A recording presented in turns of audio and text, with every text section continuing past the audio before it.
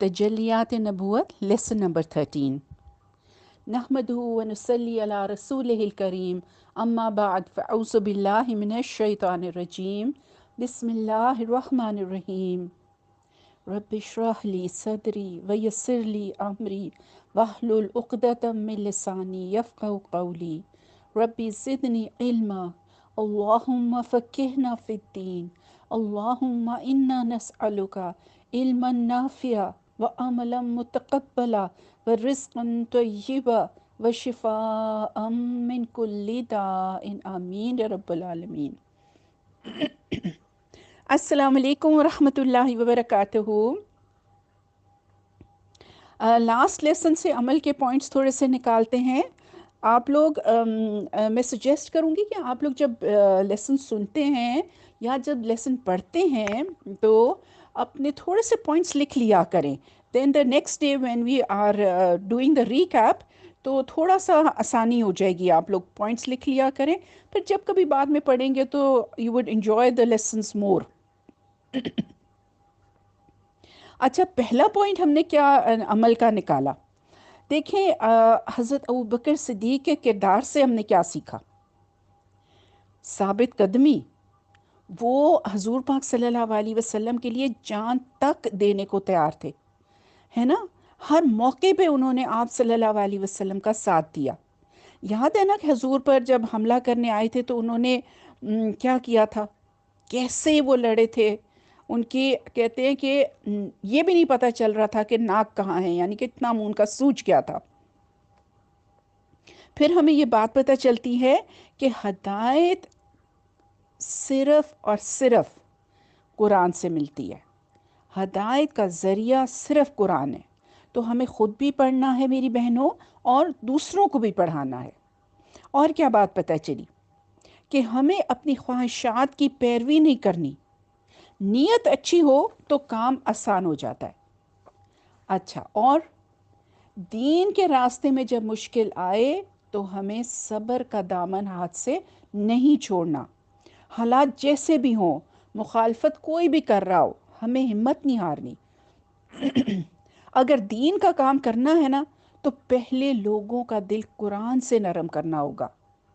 दीन के काम में हमारा बताने का अंदाज बहुत काउंट करता है।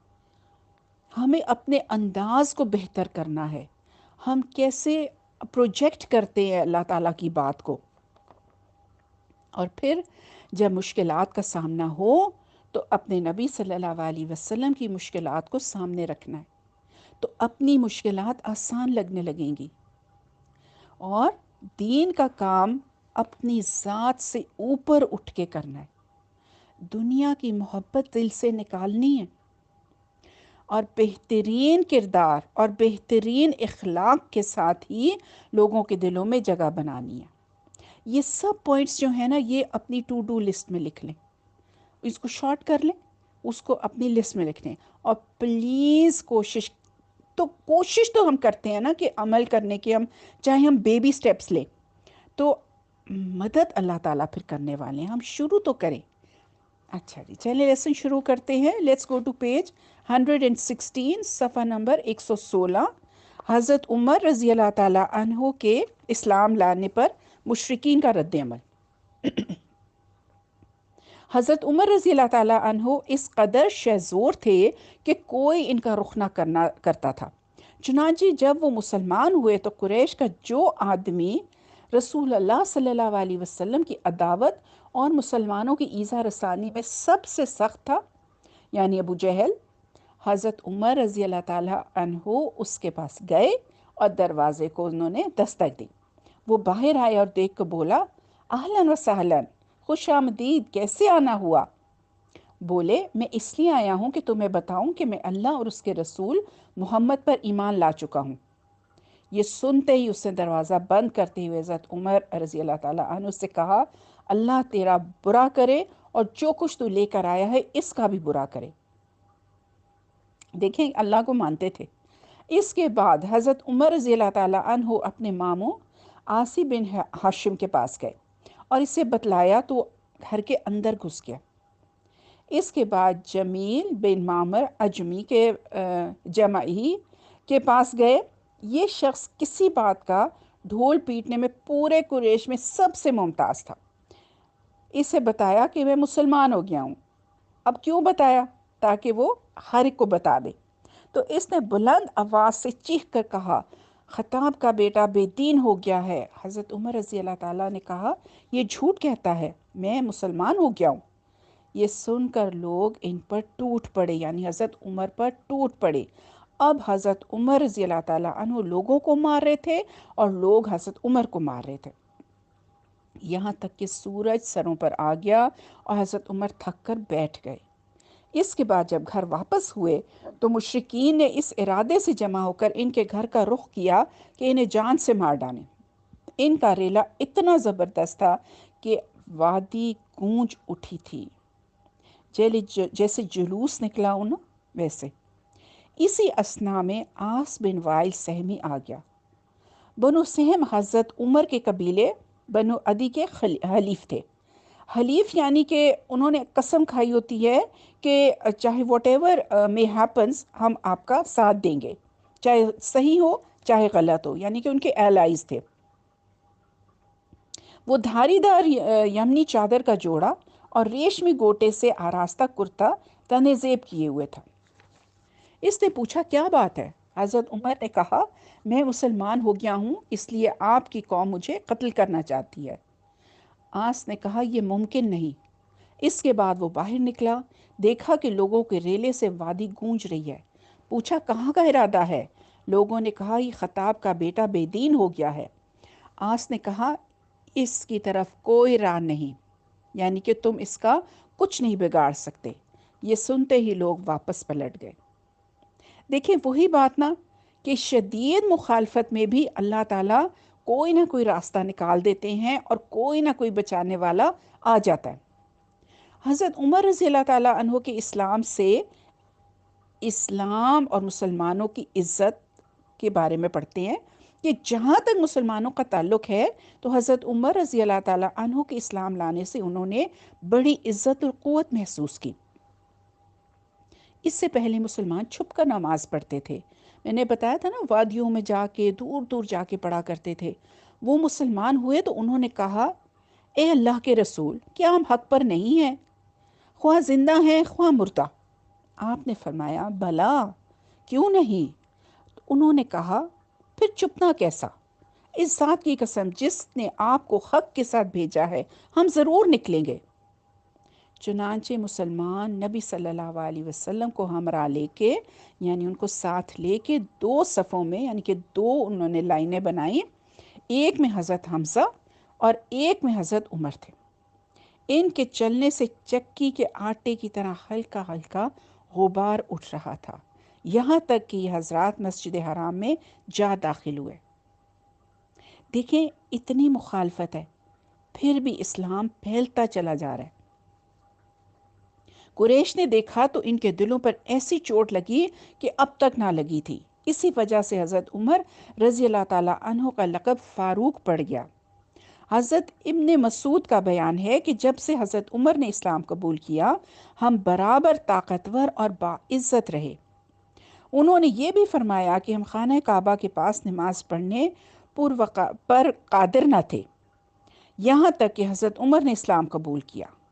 حضرت صہیب کا ارشاد ہے، جب حضرت عمر رضی اللہ تعالیٰ عنہ اسلام لائے تو اسلام ظاہر ہوا، اس نے اعلانیہ دعوت دی گئی، ہم نے حلقے لگا کر بیت اللہ کے گرد بیٹھے، یعنی کہ سرکلز میں بیٹھتے تھے نا تعلیم وغیرہ کے لیے، اور اس کا طواف کیا، اور جس نے ہم پر سختی کی اس سے انتقام لیا اور اس کے بعض مظالم کا جواب دیا۔ اب ہم پڑھتے ہیں پرکشش مرغوبات کی پیشکش، یعنی کہ جب سختیوں سے کچھ نہ بنانا تو انہوں نے ایک اور چال چلی۔ حضرت حمزہ حضرت عمر رضی اللہ تعالیٰ عنہ کے مسلمان ہو جانے کے بعد جب مشرکین نے مسلمانوں کی قوت اور شوکت دیکھی تو باہم مشورے کے لیے اکٹھے ہوئے تاکہ رسول اللہ صلی اللہ علیہ وسلم اور مسلمانوں کے بارے میں مناسب قدم اٹھا سکیں۔ ان سے عتبہ بن ربیعہ نے، یہ ابو سفیان کے سسر اور ہند کے والد تھے، जो बनी अब्दुशम्स से ताल्लुक़ रखता था और अपनी कौम का सरदार और साहिब फरमान था, कहा, कुरैश के लोगों, क्यों ना मैं मोहम्मद सल्लल्लाहु अलैहि वसल्लम के पास जाकर इनसे गुफ्तगू करूं और उनके सामने चंद बातें रखूं। मुमकिन है वो कोई चीज़ कबूल कर लें, तो वो चीज़ हम इन्हें दे देंगे और वो हमसे बाज रहें। लोगों ने कहा, ठीक है अबुल वलीद, आप जाइए और इनसे बात कीजिए। इसके बाद उतबा रसूलुल्लाह सल्लल्लाहु अलैहि वसल्लम के पास आया। आप मस्जिद में तन्हा बैठे थे।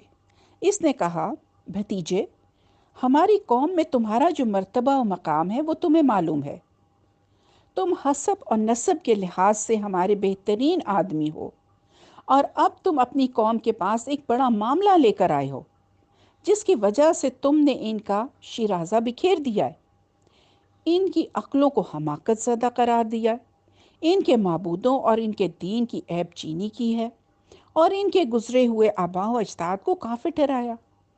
लिहाजा मेरी बात सुनो। मैं चंद बातों की पेशकश करता हूँ, इन पर गौर करो। हो सकता है तुम इनमें से कोई चीज़ कबूल कर लो। आप सल्लल्लाहु अलैहि वसल्लम ने फरमाया, अबुल वलीद कहो, मैं सुन रहा हूँ।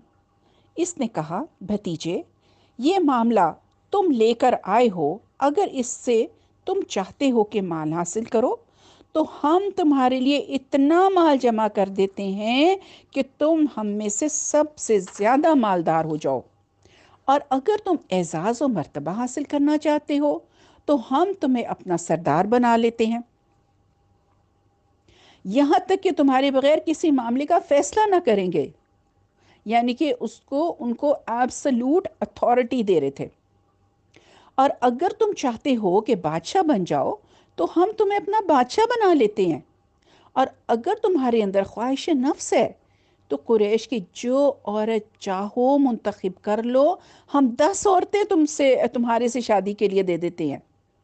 और ये जो तुम्हारे पास आता है ना, अगर वो कोई जिन भूत है जिसे तुम दूर नहीं कर सकते हो, तो हम तुम्हारे लिए इसका इलाज फराहम किए देते हैं, और इस पर इतना माल खर्च करने को तैयार हैं कि तुम शफायाब हो जाओ।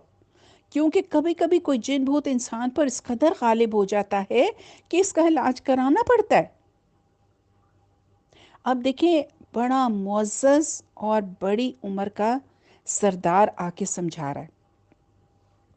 नबी सल्लल्लाहु अलैहि वसल्लम ने फरमाया, क्या अबुल वलीद तुम अपनी बात कह चुके?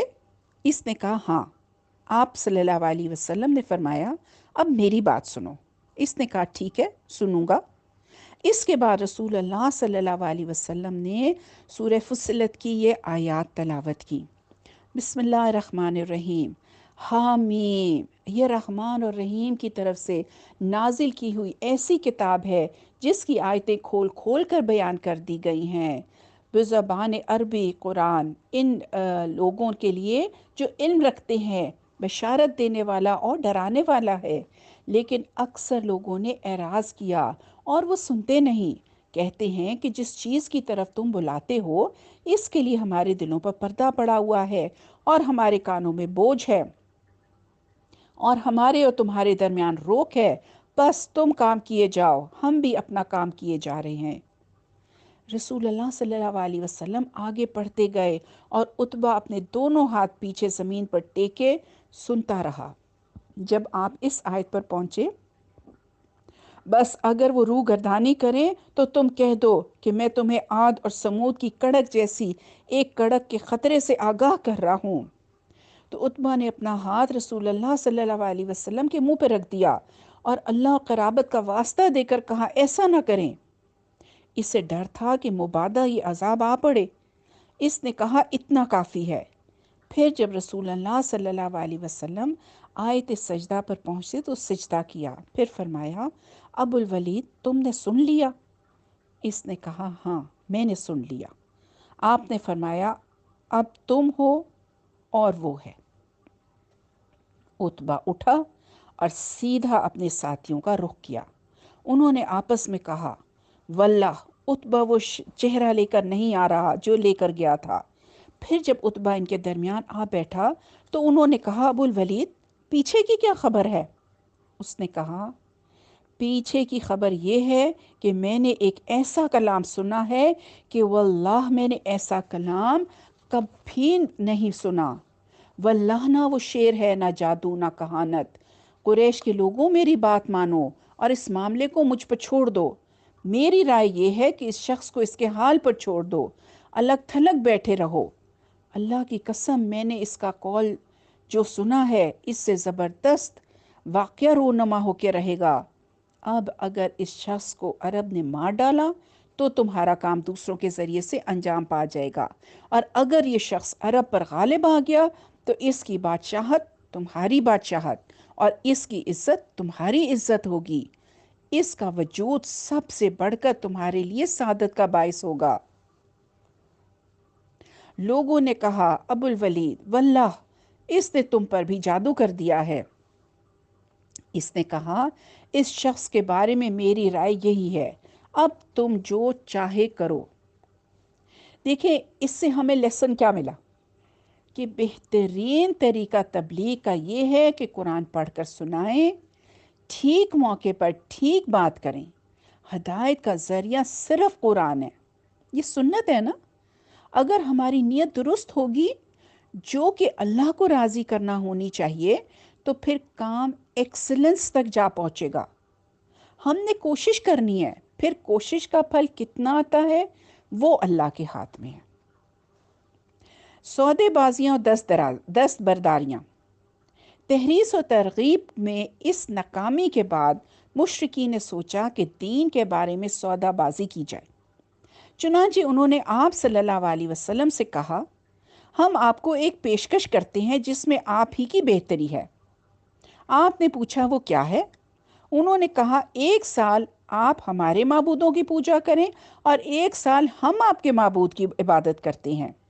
اب اگر ہم حق پر ہیں تو آپ نے اس سے 1 حصہ لے لیا، اور اگر آپ حق پر ہیں تو ہم نے اس سے 1 حصہ لے لیا۔ کیا پرکشش انہوں نے سوچا، یعنی کہ کمپرومائز کرنے کا، آفر کی کمپرومائز کر لیتے ہیں۔ اس پر اللہ تعالیٰ نے کیا نازل کیا؟ قُلْ یا ایُّہَا الکافرون، آپ کہہ دیجئے اے کافرو میں ان کی عبادت نہیں کرتا جن کی عبادت تم کرتے ہو، نہ تم اس کی عبادت کرنے والے ہو جس کی عبادت میں کرتا ہوں، اور نہ میں ان کی عبادت کرنے والا ہوں جن کی عبادت تم نے کی ہے، اور نہ تم اس کی عبادت کرنے والے ہو جس کی عبادت میں کرتا ہوں۔ تمہارے لیے تمہارا دین اور میرے لیے میرا دین۔ اور یہ بھی نازل فرمایا سورہ الزمر کی آیت میں، اے جاہلو کیا تم مجھے حکم دیتے ہو کہ میں اللہ کے سوا کسی اور کی عبادت کروں؟ اور یہ بھی نازل فرمایا سورہ الانعام کی آیت میں، آپ کہہ دیں مجھے منع کیا ہے کہ اللہ کے سوا جس کو تم پکارتے ہو میں ان کی عبادت کروں۔ مشرکین اختلاف ختم کرنے کے خواہاں تھے اور عتبہ بن ربیعہ نے جو امید ظاہر کی تھی اس کی توقع بھی رکھتے تھے، لہٰذا انہوں نے مزید دستبرداری کا اظہار کیا اور رسول اللہ صلی اللہ علیہ وسلم کو جو کچھ پیش فرما رہے تھے اسے قبول کرنے کا میلان بھی ظاہر کیا۔ البتہ آپ صلی اللہ علیہ وسلم کے پاس جو وحی آئی تھی اس میں قدر تغیر اور تبدل کی شرط لگائی۔ کہا سورہ یونس کی آیت میں اللہ فرماتے ہیں کہ اس کے بجائے کوئی اور قرآن لائیے یا اس میں تبدیلی کر دیجئے، یعنی کہ کافر کہہ رہے تھے۔ تو اللہ نے آپ کو حکم دیا سورہ یونس میں، آپ کہہ دیں مجھے کوئی اختیار نہیں کہ میں اپنی طرف سے اس میں کوئی تبدیلی کروں، میں تو اسی کی بات کی پیروی کرتا ہوں جس کی وحی میری طرف کی جاتی ہے۔ اگر میں نے اپنے رب کی نافرمانی کی تو مجھے ایک بڑے دن کے عذاب کا خوف ہے۔ نیز اللہ نے اس کی سنگینی پر آپ کو متنبی کیا اور نبی صلی اللہ علیہ وسلم کے دل میں جو بعض خیالات گزر رہے تھے نا ان کا ذکر کرتے ہوئے سورہ بنی اسرائیل میں فرمایا، اور بے شک قریب تھا کہ یہ لوگ آپ کو اس چیز کے متعلق فتنے میں ڈال دیتے جس کی وحی ہم نے آپ کی طرف کی ہے، اور تب یقیناً یہ لوگ آپ کو گہرا دوست بنا لیتے، اور اگر ہم نے آپ کو ثابت قدم نہ رکھا ہوتا تو آپ ان کی طرف تھوڑا سا جھک گئے ہوتے، लेकिन इसी सूरत में हम आपको ज़िंदगी का दुगना और मौत का दुगना अजाब चखाते, फिर आप अपने लिए हमारे बरखिलाफ किसी को मददगार न पाते। इस ठोस मौक़िफ़ से मुशरिकीन पर यह बात वाज़िह हो गई कि नबी सल्लल्लाहु अलैहि वसल्लम वाकई दीन की दावत दे रहे हैं। आप कोई ताजिर नहीं जो कीमत के बारे में सौदेबाजी या दस्तबरदारी कबूल कर लें। लिहाजा उन्होंने चाहा कि एक और तरीके से इस बात को मज़ीद पुख्ता कर लें। चुनांचे उन्होंने यहूद के पास नुमाइंदे भेजे कि वो नबी सल्लल्लाहु अलैहि वसल्लम के बारे में इनसे दरियाफ्त करें।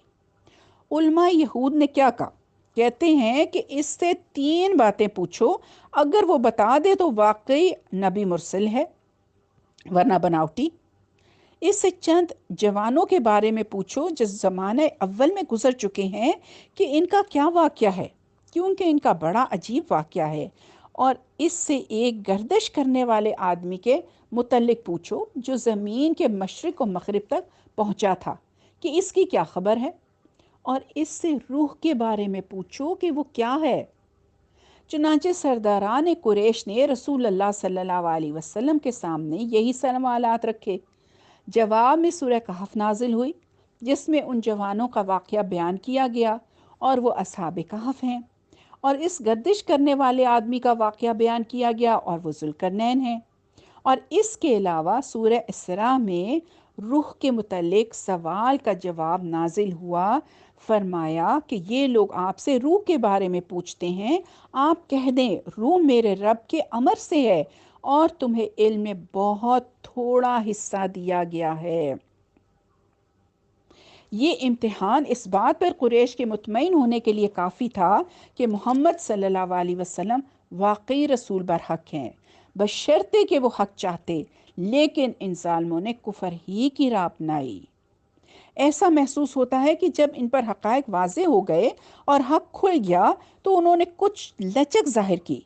चुनांचे उन्होंने नबी सल्लल्लाहु अलैहि वसल्लम की बात सुनने पर आमादगी का इजहार किया और ये भी ज़ाहिर किया कि मुमकिन है कि वो इसे मान लें और कबूल कर लें।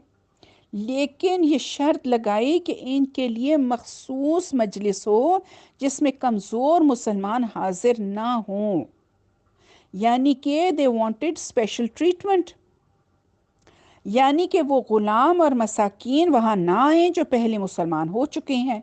ये मुतालबा करने वाले मक्का के सादात और अशराफ थे।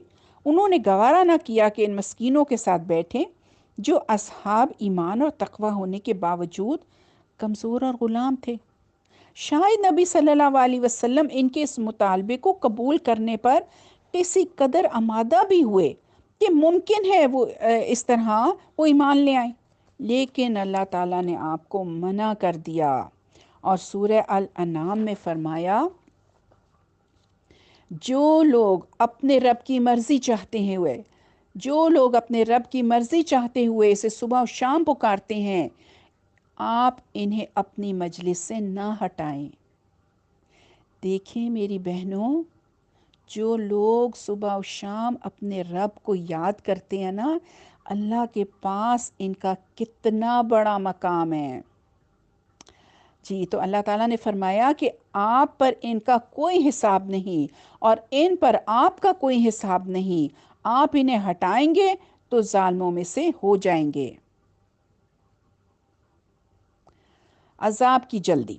नबी सल्लल्लाहु अलैहि वसल्लम ने बाज़ औक़ात मुश्रिकीन को ये धमकी भी दी थी कि अगर वो आप सल्लल्लाहु अलैहि वसल्लम की मुखालफत पर मुसर रहे तो उन पर अल्लाह का अजाब भी आ सकता है। चुनांचे जब इस अजाब में ताख़ीर हुई तो उन्होंने मजाक और ज़िद के तौर पर अजाब आने की जल्दी मचानी शुरू कर दी और इस बात का मुज़ाहिरा किया कि इन पर इस धमकी का कोई असर नहीं है और ना ये कभी पूरी हो सकती है। चुनांचे अल्लाह ताला ने इस बारे में भी चंद आयात नाजिल की, सूरह अल हज की। ये लोग आपसे अजाब की जल्दी मचा रहे हैं और अल्लाह अपने वादे की हरगिज़ खिलाफ वर्जी ना करेगा और बेशक तुम्हारे परवरदिगार के नज़दीक एक दिन तुम्हारे हिसाब के मुताबिक 1000 बरस के बराबर है। और सूरह अल अनकबूत में भी फरमाया कि ये लोग आपसे अजाब की जल्दी का मुतालबा करते हैं, हालांकि जहन्नम काफिरों को घेरे हुए है।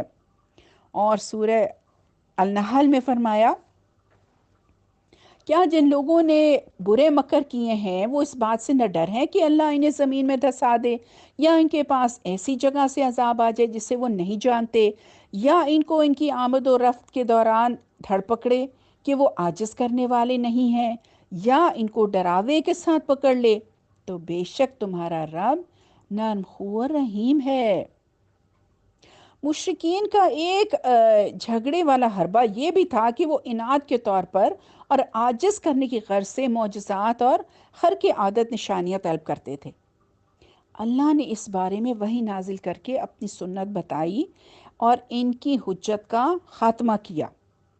یہ وہ طرح طرح کی کوششیں تھیں جن کے ذریعے سے مشرکین نے نبی صلی اللہ علیہ وسلم کی رسالت اور دعوت کا مقابلہ کیا، اور ان سب کو پہلو بہ پہلو آزمایا۔ وہ ایک حالت سے دوسری حالت اور ایک دور سے دوسرے دور کی طرف پلٹتے رہتے تھے، سختی سے نرمی کی طرف تو نرمی سے سختی کی طرف، جھگڑے سے سودے بازی کی طرف تو سودے بازی سے جھگڑے کی طرف، ترہیب سے ترغیب کی طرف، یعنی کہ ڈراوے سے لالچ کی طرف تو ترغیب سے تخویف کی طرف، یعنی کہ خوف دلاتے تھے۔ وہ بھڑکتے پھر ڈھیلے پڑ جاتے، حجت بازی کرتے پھر رواداری برتتے، خم ٹھونک کر للکارتے پھر کچھ لوگ کچھ دو پر اتر آتے، دھمکیاں دیتے پھر مرغوبات پیش کرتے، یعنی کہ پسندیدہ چیزیں پیش کرتے۔ گویا وہ ایک قدم آگے بڑھتے اور ایک قدم پیچھے ہٹتے، انہیں قرار تھا نہ وہ فرار پسند کرتے تھے۔ ان سب کا مقصود یہ تھا کہ اسلام کی دعوت رک جائے اور کفر کا بکھیرا ہوا شیرازہ پھر سے جڑ جائے، لیکن وہ ساری کوششیں کر کے بھی ناکام و نامراد ہی رہے۔ اب ان کے سامنے صرف ایک ہی راستہ رہ گیا تھا، اور وہ تھا تلوار، لیکن تلوار سے شیرازہ اور زیادہ منتشر ہوتا، بلکہ ایسی خون ریزی شروع ہو سکتی تھی جو ان کے جڑ کاٹ کے رکھ دیتی، کیونکہ پھر قوم ہی ختم ہو جاتی نا، اپنوں ہی سے تو لڑ رہے تھے۔ اس لیے انہیں حیرت تھی کہ وہ کریں تو کیا کریں۔ جہاں تک ابو طالب کا تعلق ہے تو ان کے سامنے جب مشرکین کا یہ مطالبہ آیا کہ وہ نبی صلی اللہ علیہ وسلم کو قتل کرنے کے لیے ان کے حوالے کر دیں، پھر انہیں مشرکین کی نقل و حرکت سے ہی محسوس ہوا کہ وہ آپ صلی اللہ علیہ وسلم کو قتل کرنے کے عزائم رکھتے ہیں۔ مثلا ابو جہل، عتبہ بن ابو معیط اور عمر بن خطاب کے اقدامات، تو انہوں نے ابو طالب نے بنو ہاشم اور بنو المطلب کو اکٹھا کر کے انہیں نبی صلی اللہ علیہ وسلم کی حفاظت کی دعوت دی، جس پر ان کے مسلم اور کافر سب نے لبیک کہا اور خانہ کعبہ کے پاس اس کا عہد و پیمان کیا۔ صرف ابو لہب تھا جس نے اپنی علیحدہ راہ اختیار کی اور ان سے الگ ہو کر قریش کے ساتھ ہو گیا۔ دیکھیں یہ بڑی زبردست مثال ہے اختلاف کے باوجود اتحاد کی۔ یہ اس وقت ہوتا ہے میری بہنوں جب کسی چیز میں انسان کا مفاد ہو، جس چیز میں انسان اپنا فائدہ سمجھتا ہے تو وہاں اختلاف کے باوجود اتفاق سے کام لیتا ہے۔ فار انسٹنس دیکھیں میاں بیوی ہوتے ہیں، اولاد کی محبت کی وجہ سے اپنے اختلافات کو بھلا دیتے ہیں، اور مال بڑا متحد رکھنے کا ذریعہ ہوتا ہے۔ بزنس پارٹنرز جو ہوتے ہیں وہ آپس میں جڑے رہتے ہیں، ہے نا، کیونکہ ان کا مشترکہ فائدہ ہوتا ہے۔ اور سوچیں اور کیا چیز لوگوں کو جوڑ سکتی ہے؟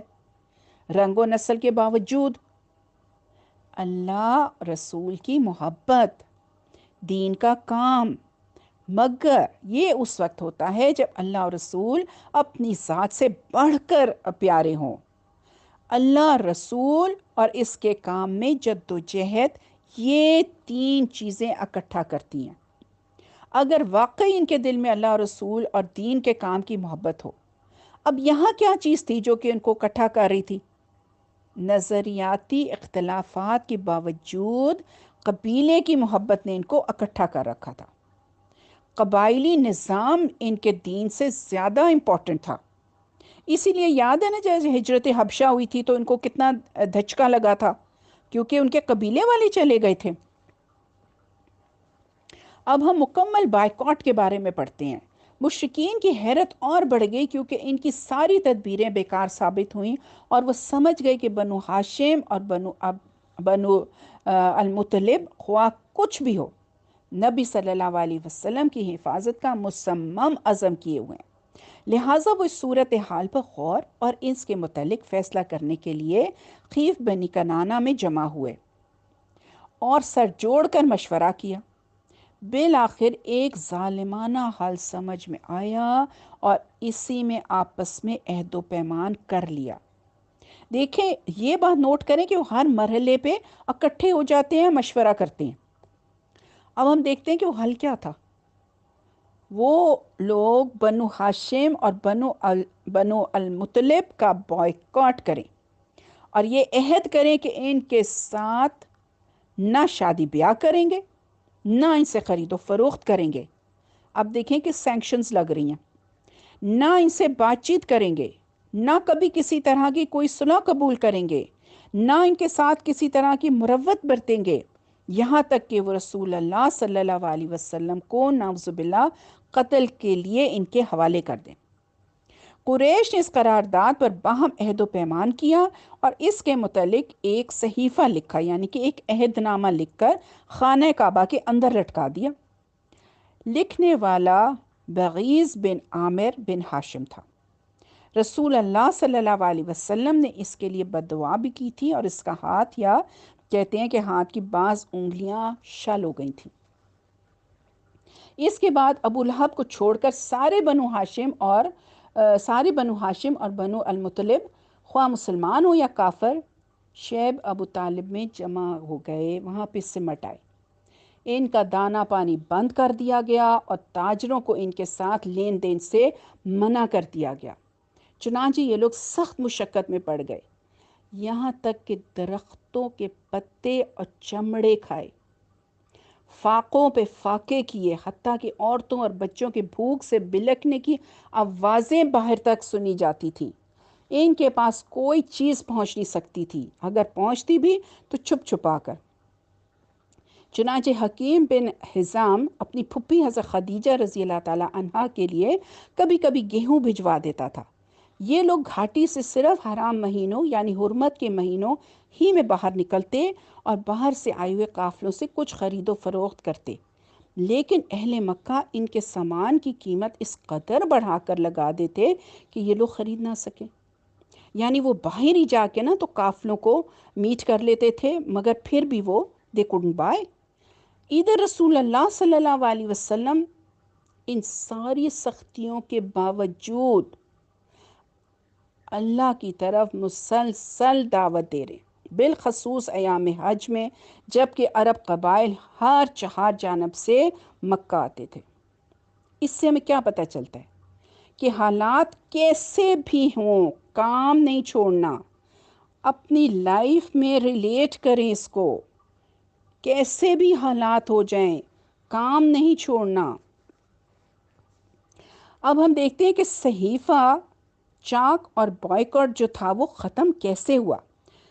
3 سال ہو گئے، 3 years، یہ سب کچھ 3 سال ہوا۔ ریئلائز کریں، ابھی ہم کرونا میں میرے خیال میں 3 months ہوئے ہیں اور ہم لوگ تڑپ گئے ہیں اور کوئی ایسی پرابلمز ہم لوگوں کو نہیں ہیں۔ کوئی 3 برس بعد اس ظلم کے خاتمے کا وقت آیا، چنانچہ اللہ تعالیٰ نے ایک طرف تو 5 اشراف قریش کے دلوں میں یہ بات ڈالی کہ وہ صحیفہ چاک کر کے بائیکاٹ ختم کر دیں، اور دوسری طرف دیمک بھیج کر اس صحیفے سے قطع رحمی اور ظلم و ستم کی ساری باتیں چٹ کرا دیں اور صرف اللہ سبحانہ و تعالیٰ کا نام اور ذکر باقی رہ گیا۔ 5 اشراف قریش میں سے پہلا ہشام بن عمر تھا، جو بنو لوئی سے تعلق رکھتا تھا۔ یہ شخص زہیر بن ابو امیہ مخزومی کے پاس آیا، جو نبی صلی اللہ علیہ وسلم کی پھپھی عاتقہ کا بیٹا تھا۔ پھر معتم بن عدی کے پاس گیا، پھر ابو البختاری کے پاس گیا، پھر زمع بن اسود کے پاس گیا، اور ان میں سے ہر ایک کو رشتہ و قرابت یاد دلائی، ظلم ہوتا دیکھنے پر ملامت کی اور صحیفہ چاک کرنے پر ابھارا۔ لہٰذا یہ سب ہجون کے ناکے پر جمع ہوئے اور صحیفہ چاک کرنے کے لیے ایک متفقہ پروگرام طے کیا۔ چنانچہ صبح کا جب قریش کی محفلیں مسجد حرام میں جم گئیں تو ظہیر ایک خوبصورت جوڑا تن زیب کیے ہوئے اس سے آیا۔ اس سے پہلے بیت اللہ کا طواف کیا، پھر لوگوں سے مخاطب ہو کر بولا، مکے والو، کیا ہم کھانا کھائیں، کپڑے پہنیں اور بنو ہاشم تباہ و برباد ہوں؟ نہ وہ بیچ سکیں نہ خرید سکیں۔ واللہ میں بیٹھ نہیں سکتا یہاں تک کہ ظالمانہ قرابت شکن صحیفے کو چاک کر دیا جائے۔ ابو جہل نے کہا، تم غلط کہتے ہو، واللہ اسے چاک نہیں کیا جا سکتا۔ زما نے کہا، واللہ تم زیادہ غلط کہتے ہو، یہ جب لکھا گیا تھا تب بھی ہم اس کے لکھنے پہ راضی نہ تھے۔ ابو البختاری نے کہا، زما ٹھیک کہتا ہے، اس میں جو کچھ لکھا گیا ہے اس سے ہم راضی نہیں ہیں، نہ اسے ماننے کو تیار ہیں۔ اب موتم بن عدی کی باری آئی۔ اس نے کہا، تم دونوں ٹھیک کہتے ہو اور جو اس کے خلاف کہتا ہے غلط ہے۔ ہم اس صحیفے اور اس میں جو لکھا گیا ہے اس سے اللہ کے حضور برات کا اظہار کرتے ہیں۔ پھر ہشام بن عمر نے کہا، اس نے بھی اس کی ہاں میں ہاں ملائی۔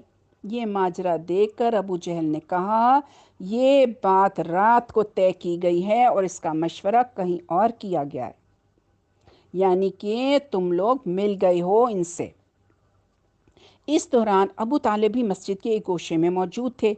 وہ یہ بتلانے کو آئے تھے کہ نبی صلی اللہ علیہ وسلم نے انہیں خبر دی ہے کہ اللہ نے ان کے صحیفے پر دیمک مسلط کر دی ہے، جس نے ظلم و جور اور قطع رحمی کی ساری باتیں چٹ کر لی ہیں، صرف اللہ کا ذکر باقی چھوڑا ہے۔ اب اگر وہ جھوٹے ہیں تو ہم تمہارے اور ان کے درمیان سے ہٹ جاتے ہیں، اور اگر سچے ہیں تو تم ہمارے بائیکاٹ اور ظلم سے باز آؤ۔ قریش نے کہا، آپ انصاف کی بات کہہ رہے ہیں۔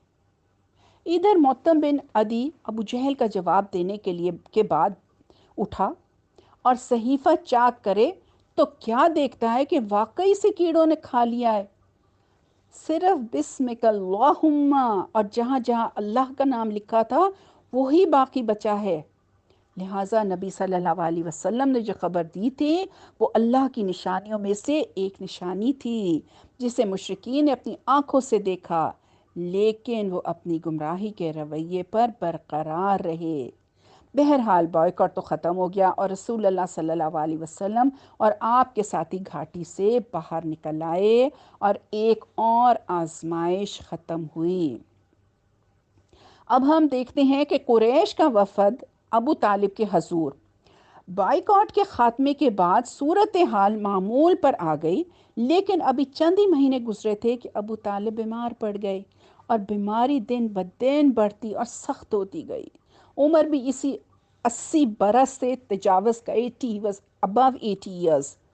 قریش نے محسوس کیا کہ وہ اس مرض سے جانبر نہ ہو جائیں، یعنی کہ he might die، لہٰذا آپس میں مشورے کیے اور طے کیا کہ ابو طالب کے پاس چلیں کہ وہ اپنے بھتیجے کو کسی بات کا پابند کر جائیں اور ہم سے بھی اس کے متعلق عہد لے لیں۔ ہمیں اندیشہ ہے کہ اگر بوڑھا مر گیا اور ہم محمد صلی اللہ علیہ وسلم کے ساتھ کچھ کیا تو عرب ہمیں تانا دے گا، کہیں گے کہ اسے چھوڑے رکھا، جب اس کا چچا مر گیا تو اس پر چڑھ دوڑے۔ چنانچہ یہ لوگ اٹھے اور ابو طالب کے پاس پہنچے اور ان سے مطالبہ کیا کہ آپ رسول اللہ صلی اللہ علیہ وسلم کو ان کے معبودوں کی مذمت سے روکیں، ادھر ہم لوگ بھی آپ سے اور آپ کے معبودوں سے دستکش رہیں گے۔ اس پر ابو طالب نے آپ صلی اللہ علیہ وسلم کو بلایا اور لوگوں نے جو بات کہی تھی وہ پیش کی۔ آپ نے فرمایا، چچا، میں ان سے صرف ایک بات چاہتا ہوں، جس کے یہ قائل ہو جائیں تو عرب ان کے تابع فرمان بن جائیں گے اور عجم انہیں جزیہ ادا کریں گے۔ یہ سن کر وہ سٹ پٹا گئے، کہنے لگے، صرف ایک بات؟ تیرے باپ کی قسم ہم ایسی 10 باتیں ماننے کو تیار ہیں، وہ بات کیا ہے؟ تو آپ صلی اللہ علیہ وسلم نے کیا فرمایا؟ لا الہ الا اللہ۔ اس پر وہ اپنے کپڑے جھاڑ کر یہ کہتے ہوئے اٹھ گئے، کیا اس نے سارے معبودوں کی جگہ ایک ہی معبود بنا ڈالا؟ یہ تو بڑی عجیب بات ہے۔ یہ سورہ صاد کی آیت ہے۔ یعنی کہ سارا جھگڑا توحید کا تھا نا، تکبر تھا یہ سارا ان کا۔ اب ہم غم کا سال کے بارے میں پڑھتے ہیں۔ ابو طالب کی وفات، ابو طالب کا مرض بڑھتا گیا یہاں تک کہ وہ وفات پا گئے۔ اس وقت رسول اللہ صلی اللہ علیہ وسلم ان کے پاس تشریف لائے اور وہاں ابو جہل اور عبداللہ بن ابو امیہ موجود تھے۔ رسول اللہ صلی اللہ علیہ وسلم نے فرمایا، چچا جان لا الہ الا اللہ کہہ دیجئے، بس ایک کلمہ، اس کے ذریعے سے میں اللہ کے حضور آپ کے لیے حجت پیش کروں گا۔ ان دونوں نے کہا، ابو طالب کیا تم عبد المطلب کے ملت سے اعراض کرو گے؟ اور اس سے برابر باتیں کرتے رہے یہاں تک کہ آخری بات جو انہوں نے کہی وہ یہ تھی عبد المطلب کی ملت پر۔ پھر اسی پر ان کا انتقال ہو گیا۔ رسول اللہ صلی اللہ علیہ وسلم نے فرمایا، جب تک اللہ کی طرف سے روکا نہ گیا میں آپ کے لیے دعائے مغفرت کرتا رہوں گا۔ اس پر یہ آیت نازل ہوئی سورہ توبہ کی، نبی اور اہل ایمان کے لیے درست نہیں کہ وہ مشرکین کے لیے دعائے مغفرت کریں، اگرچہ وہ قرابت دار ہی کیوں نہ ہوں، جبکہ ان پر واضح ہو چکا ہے کہ وہ جہنمی ہیں۔ اور یہ آیت بھی نازل ہوئی سورہ القصص کی، ایسا نہیں کہ آپ جسے پسند کریں اسے ہدایت دے دیں۔ ان کی وفات رجب یا رمضان سن 10 نبوت میں شیب ابی طالب سے نکلنے کے 6 یا 8 ماہ بعد ہوئی۔ وہ رسول اللہ صلی اللہ علیہ وسلم کے محافظ، بازو اور ایسا قلعہ تھے جہاں مکہ کے بڑوں اور بیوقوفوں پر حملے سے بچاؤ کے لیے اسلامی دعوت نے پناہ لے رکھی تھی، مگر وہ خود باپ دادا کی ملت پر قائم رہے، اس لیے پورے طور پر کامیاب نہ ہو سکے۔ حضرت عباس رضی اللہ تعالیٰ عنہ نے نبی صلی اللہ علیہ وسلم سے دریافت کیا کہ آپ اپنے چچا کے کیا کام آ سکے، جبکہ وہ آپ کی حفاظت کرتے تھے اور آپ کے لیے دوسروں پر بگڑتے تھے۔ آپ نے فرمایا، وہ جہنم کی ایک اتھلی سطح جگہ میں ہیں، اور اگر میں نہ ہوتا تو وہ جہنم کے سب سے گہرے کھڈ میں ہوتے۔ سیدہ خدیجہ رضی اللہ تعالیٰ عنہا رحمت الہی کے جوار میں، ابو طالب کی وفات پر نبی صلی اللہ علیہ وسلم کا غم ابھی زائل نہ ہوا تھا کہ ام المومنین حضرت خدیجہ بھی وفات پا گئیں۔ ان کی وفات ابو طالب کی وفات کے 2 مہینے یا صرف 3 دن بعد رمضان سن 10 نبوت میں ہوئی، یعنی کہ ڈیفرنٹ روایات ملتی ہیں اس کے بارے میں۔ وہ اسلامی کاز کے لیے رسول اللہ صلی اللہ علیہ وسلم کی ہیلپر تھی۔ انہوں نے تبلیغ رسالت میں آپ کو قوت پہنچائی، جان و مال سے آپ کی غم گساری کی اور اذیت و غم میں برابر کی شریک رہیں۔ آپ صلی اللہ علیہ وسلم کا ارشاد ہے، جس وقت لوگوں نے میرے ساتھ کفر کیا وہ مجھ پر ایمان لائیں، جس وقت لوگوں نے مجھے جھٹلایا انہوں نے میری تصدیق کی، جس وقت لوگوں نے مجھے محروم کیا انہوں نے مجھے مال میں شریک کیا، اور اللہ نے مجھے ان سے اولاد دی اور دوسری بیویوں سے کوئی اولاد نہ دی۔ ان کے فضائل میں آتا ہے کہ حضرت جبریل علیہ السلام نبی صلی اللہ علیہ وسلم کے پاس تشریف لائے اور فرمایا، یا رسول اللہ یہ خدیجہ آ رہی ہیں، ان کے پاس ایک برتن ہے جس میں سالن یا کھانا پانی ہے، جب وہ آپ کے پاس آ جائیں تو آپ انہیں ان کے رب کی طرف سے سلام کہیں اور جنت میں موتی کے 1 محل کی خوشخبری دیں جس میں نہ شور و شغب ہوگا اور نہ درماندگی اور تکان، یعنی تھکاوٹ بھی نہ ہوگی۔ سبحان اللہ۔ نبی صلی اللہ علیہ وسلم ہمیشہ حضرت خدیجہ کا ذکر فرماتے، ان کے لیے دعائے رحمت کرتے، اور جب ان کا ذکر فرماتے تو آپ صلی اللہ علیہ وسلم پر رقت طاری ہو جاتی۔ بکری ذبح کرتے تو ان کی سہیلیوں میں گوشت بھجواتے۔ ان کے بڑے فضائل ہیں۔ غم ہی غم۔ ابو طالب اور حضرت خدیجہ کی وفات کے بعد نبی صلی اللہ علیہ وسلم پر مصائب کا تانتا بند کیا۔ ایک طرف مشرکین کی جسارت بڑھ گئی اور وہ کھل کر اذیت پہنچانے لگے، اور دوسری طرف نبی صلی اللہ علیہ وسلم ہر واقعے سے شدت کے ساتھ متاثر ہونے لگے، چاہے وہ پچھلے واقعات سے چھوٹا یا معمولی ہی کیوں نہ ہو، یہاں تک کہ قریش کے ایک ظالم نے آپ کے سر پر مٹی ڈال دی جسے آپ کی ایک صاحبزادی دھوتے ہوئے روتی جاتی تھی، تو آپ نے ان سے کہا، بیٹی نہ رو، اللہ تمہارے باپ کی حفاظت کرے گا۔ اسی دوران آپ یہ بھی فرماتے تھے، قریش نے میرے ساتھ کوئی ایسی بدسلوکی نہ کی جو مجھے ناگوار گزری ہو، یہاں تک کہ ابو طالب کا انتقال ہو گیا۔ یعنی ان کے انتقال کے بعد ان لوگوں نے ان کو بہت ہی برا ٹریٹ کیا۔ یہاں پہ ہم دیکھتے ہیں کہ عام الحزن جو ہے، غم کا سال، یہ نام نبی صلی اللہ علیہ وسلم نے نہیں رکھا تھا۔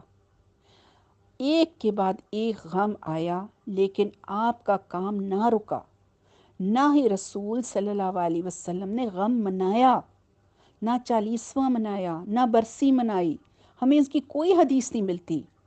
دیکھیں، غم جو ہے نا، آزمائش ہوتے ہیں، اور ہم غم مناتے رہتے ہیں اور ان تاریخوں کو یاد کرتے رہتے ہیں، تو یہ اسلامی کانسیپٹ نہیں ہے۔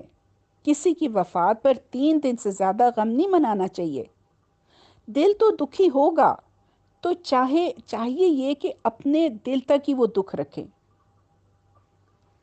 اچھا جی، ہم آگے پڑھتے ہیں حضرت سودا کے بارے میں۔ حضرت سودا، حضرت عائشہ سے آپ کی شادی۔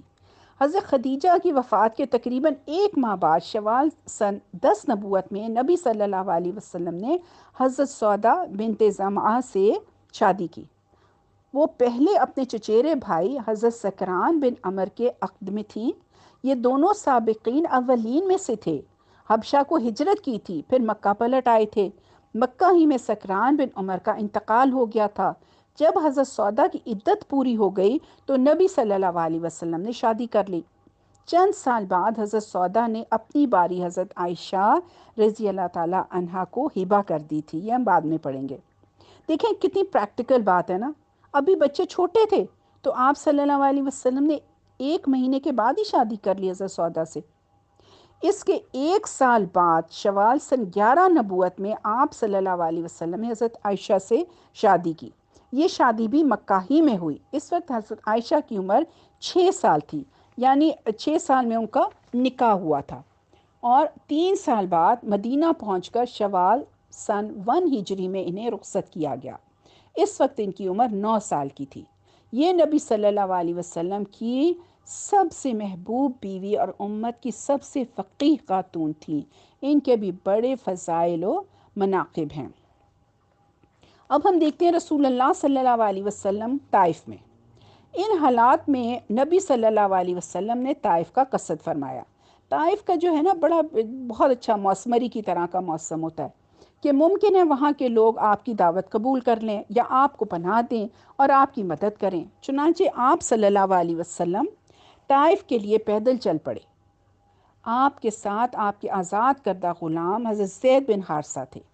راستے میں جس کسی قبیلے سے گزر ہوتا اسے اسلام کی دعوت دیتے۔ یوں طائف پہنچے اور قبیلہ ثقیف کے 3 سرداروں کا جو آپس میں بھائی تھے قصد فرمایا، انہیں اسلام کی دعوت دی۔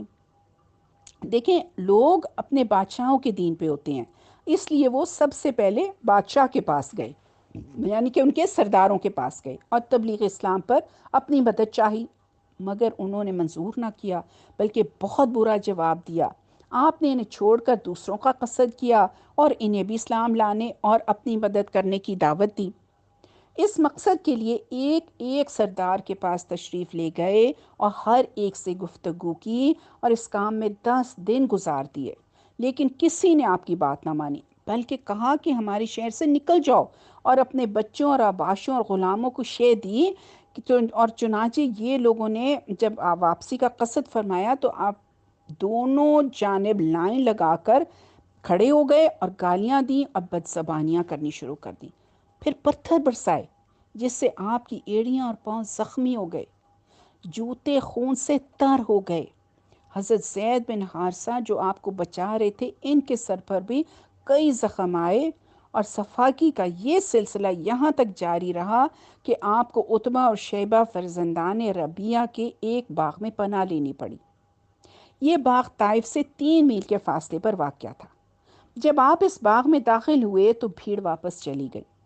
3 میل، 3 مائلز ایسے ہوتا رہا۔ Can you imagine? نبی صلی اللہ علیہ وسلم باغ کے اندر ایک دیوار سے ٹیک لگا کر انگور کی ایک بیل کے سائے میں بیٹھ گئے۔ جو کچھ پیش آیا تھا اس سے دل فگار تھے، یعنی دکھی دل تھا ان کا۔ چنانچہ آپ نے ایک رقت انگیز دعا فرمائی جو دعائے مستضعفین کے نام سے مشہور ہے، اور وہ یہ ہے: بار الہی، میں تجھ ہی سے اپنی کمزوری اور بے بسی اور لوگوں کے نزدیک اپنی بے قدری کا شکوہ کرتا ہوں۔ یا ارحم الراحمین، تو کمزوروں کا رب ہے، تو ہی میرا بھی رب ہے۔ تو مجھے کس کے حوالے کر رہا ہے؟ کیا کسی بیگانے کے جو میرے ساتھ تندی سے پیش آتا ہے، یعنی سختی سے پیش آئے، یا کسی دشمن کے جس کو تو نے میرے معاملے کا مالک بنا دیا ہے؟ اگر مجھ پہ تیرا غضب نہیں تو کوئی پرواہ نہیں، لیکن تیری عافیت میرے لیے زیادہ کشادہ ہے۔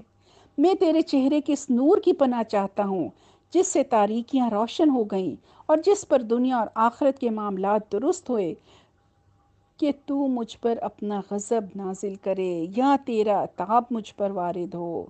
تیری رضا مطلوب ہے یہاں تک کہ تو خوش ہو جائے، اور تیرے بغیر کوئی زور اور طاقت نہیں۔ یعنی کہ دیکھیں، اللہ کے دامن میں پناہ مانگ رہے ہیں۔ اس دعا کو لکھ لیں پلیز، سامنے لگا لیں، اور جب کوئی مشکل ہو تو اس کو پڑھ لیا کریں۔ ادھر ربیہ کے بیٹوں نے آپ کو اس حالت میں دیکھا تو ان دونوں کو ترس آ گیا، اور اپنے ایک عیسائی غلام اداس کے ہاتھ آپ کو انگور کا خوشہ بھیج دیا۔ نبی صلی اللہ علیہ وسلم نے بسم اللہ کہہ کر لینے کے لیے ہاتھ بڑھایا اور کھایا۔ اس پر اداس نے کہا، اس علاقے کے لوگ تو یہ کلمہ نہیں بولتے۔ نبی صلی اللہ علیہ وسلم نے فرمایا، تم کس علاقے سے ہو، تمہارا دین کیا ہے؟ اداس نے کہا، نصرانی ہوں، یعنی کہ کرسچن ہوں، اور نینوا کا باشندہ ہوں۔ آپ نے فرمایا، مرد صالح یونس بن متا کے بستی سے؟ اس نے کہا، آپ کو کیا معلوم یونس بن متا کون ہے؟ آپ نے فرمایا، وہ میرے بھائی ہیں، وہ بھی نبی تھے اور میں بھی نبی ہوں۔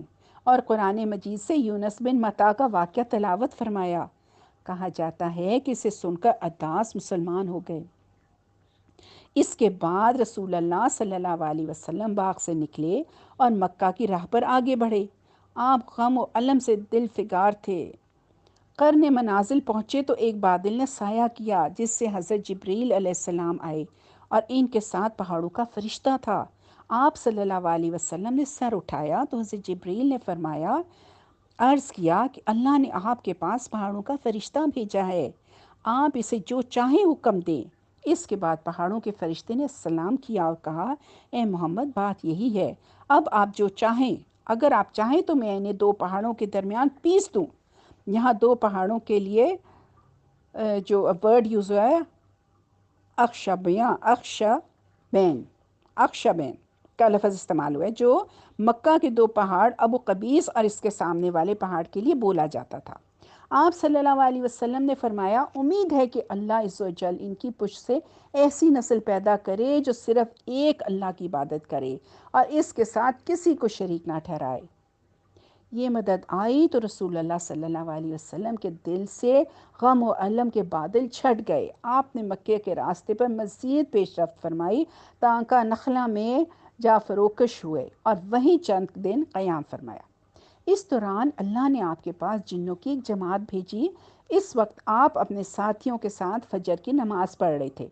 اس جماعت نے قرآن سنا، اور جب قرآن کی تلاوت ختم ہوئی تو یہ اپنی قوم کے پاس عذاب الہی سے ڈرانے والی بن کر واپس گئی، کیونکہ وہ ایمان لا چکے تھے۔ لیکن رسول اللہ صلی اللہ علیہ وسلم کو اس کے متعلق کبھی کچھ علم نہ تھا، یہاں تک کہ اس بارے میں قرآن میں نازل ہوا۔ چند آیتیں سورہ الاحقاف کی اور چند آیتیں سورہ جن کی۔ چند روز بعد رسول اللہ صلی اللہ علیہ وسلم نخلا سے نکل کر مکہ روانہ ہوئے۔ آپ کو اللہ کی طرف سے کشادگی اور فراخی کی امید تھی، اور قریش کی طرف سے شر اور گرفت کا بھی اندیشہ تھا۔ اس لیے آپ نے احتیاط پسند کی، چنانچہ مکہ کے قریب پہنچ کر حرا میں ٹھہر گئے، اور اخنس بن شریق کے پاس ایک آدمی بھیجا کہ وہ آپ کو پناہ دے دے، مگر اس نے یہ معذرت کی کہ وہ حلیف ہے اور حلیف پناہ نہیں دے سکتا۔ پھر آپ نے سہیل بن عمر کے پاس یہی پیغام بھیجا، مگر اس نے بھی یہ کہہ کر معذرت کر دی کہ اس کا تعلق بنو عامر بن لوئی سے ہے، اور ان کی پناہ بنو قاب بن لوئی پر لاگو نہیں ہوتی۔ اب آپ نے متم بن عدی کے پاس پیغام بھیجا۔ متم کا دادا نوفل بن عبد مناف नबी सल्लल्लाहु अलैहि वसल्लम के जद आला हाशिम बिन अब्द मुनाफ का भाई था और अब्द मुनाफ कबीला कुरैश की सबसे मुअज़्ज़ज़ शाख थी। चुनांचे मोहत्तम ने जवाब में हाँ कही और ख़ुद इसने और इसके बेटों ने हथियार बंद होकर रसूल अल्लाह सल्लल्लाहु अलैहि वसल्लम को बुलवा भेजा। आप तशरीफ़ लाए और मस्जिद हराम में दाखिल होकर पहले खाना काबा का तवाफ़ किया, 2 रकत नमाज पढ़ी, फिर आप घर तशरीफ़ ले गए। इस दौरान मुतब बिन अदी और इसकी औलाद ने मुसल्ला होकर रसूलुल्लाह सल्लल्लाहु अलैहि वसल्लम को अपने घेरे में लिए रखा और मुतब ने कुरैश में ऐलान किया कि इसने मोहम्मद सल्लल्लाहु अलैहि वसल्लम को पनाह दे रखी है और कुरैश ने इसकी पनाह को मंजूर कर लिया।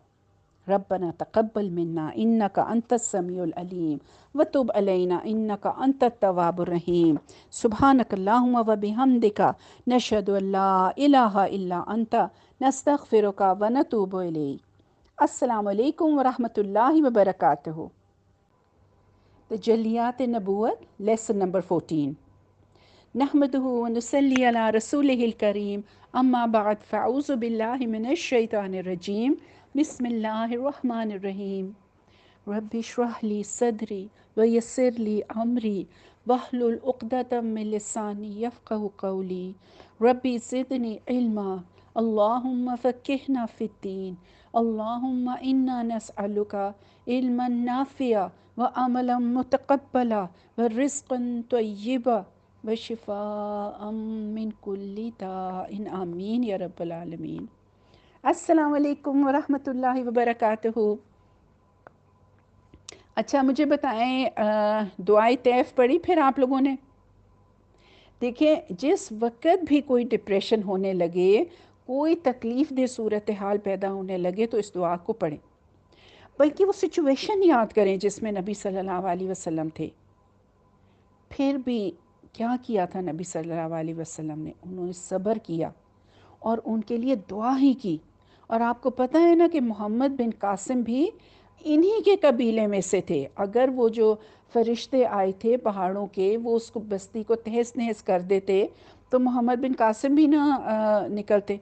और आपको पता है कि उनसे कहाँ कहाँ खैर फैली और बरे सग़ीर में इस्लाम का दरवाज़ा भी मोहम्मद बिन कासिम की वजह से ही खुला था। चलें लेसन शुरू करते हैं। पेज नंबर 140, सफ़ा नंबर 140। मुशरिकीन की तरफ से निशानियों की तलब।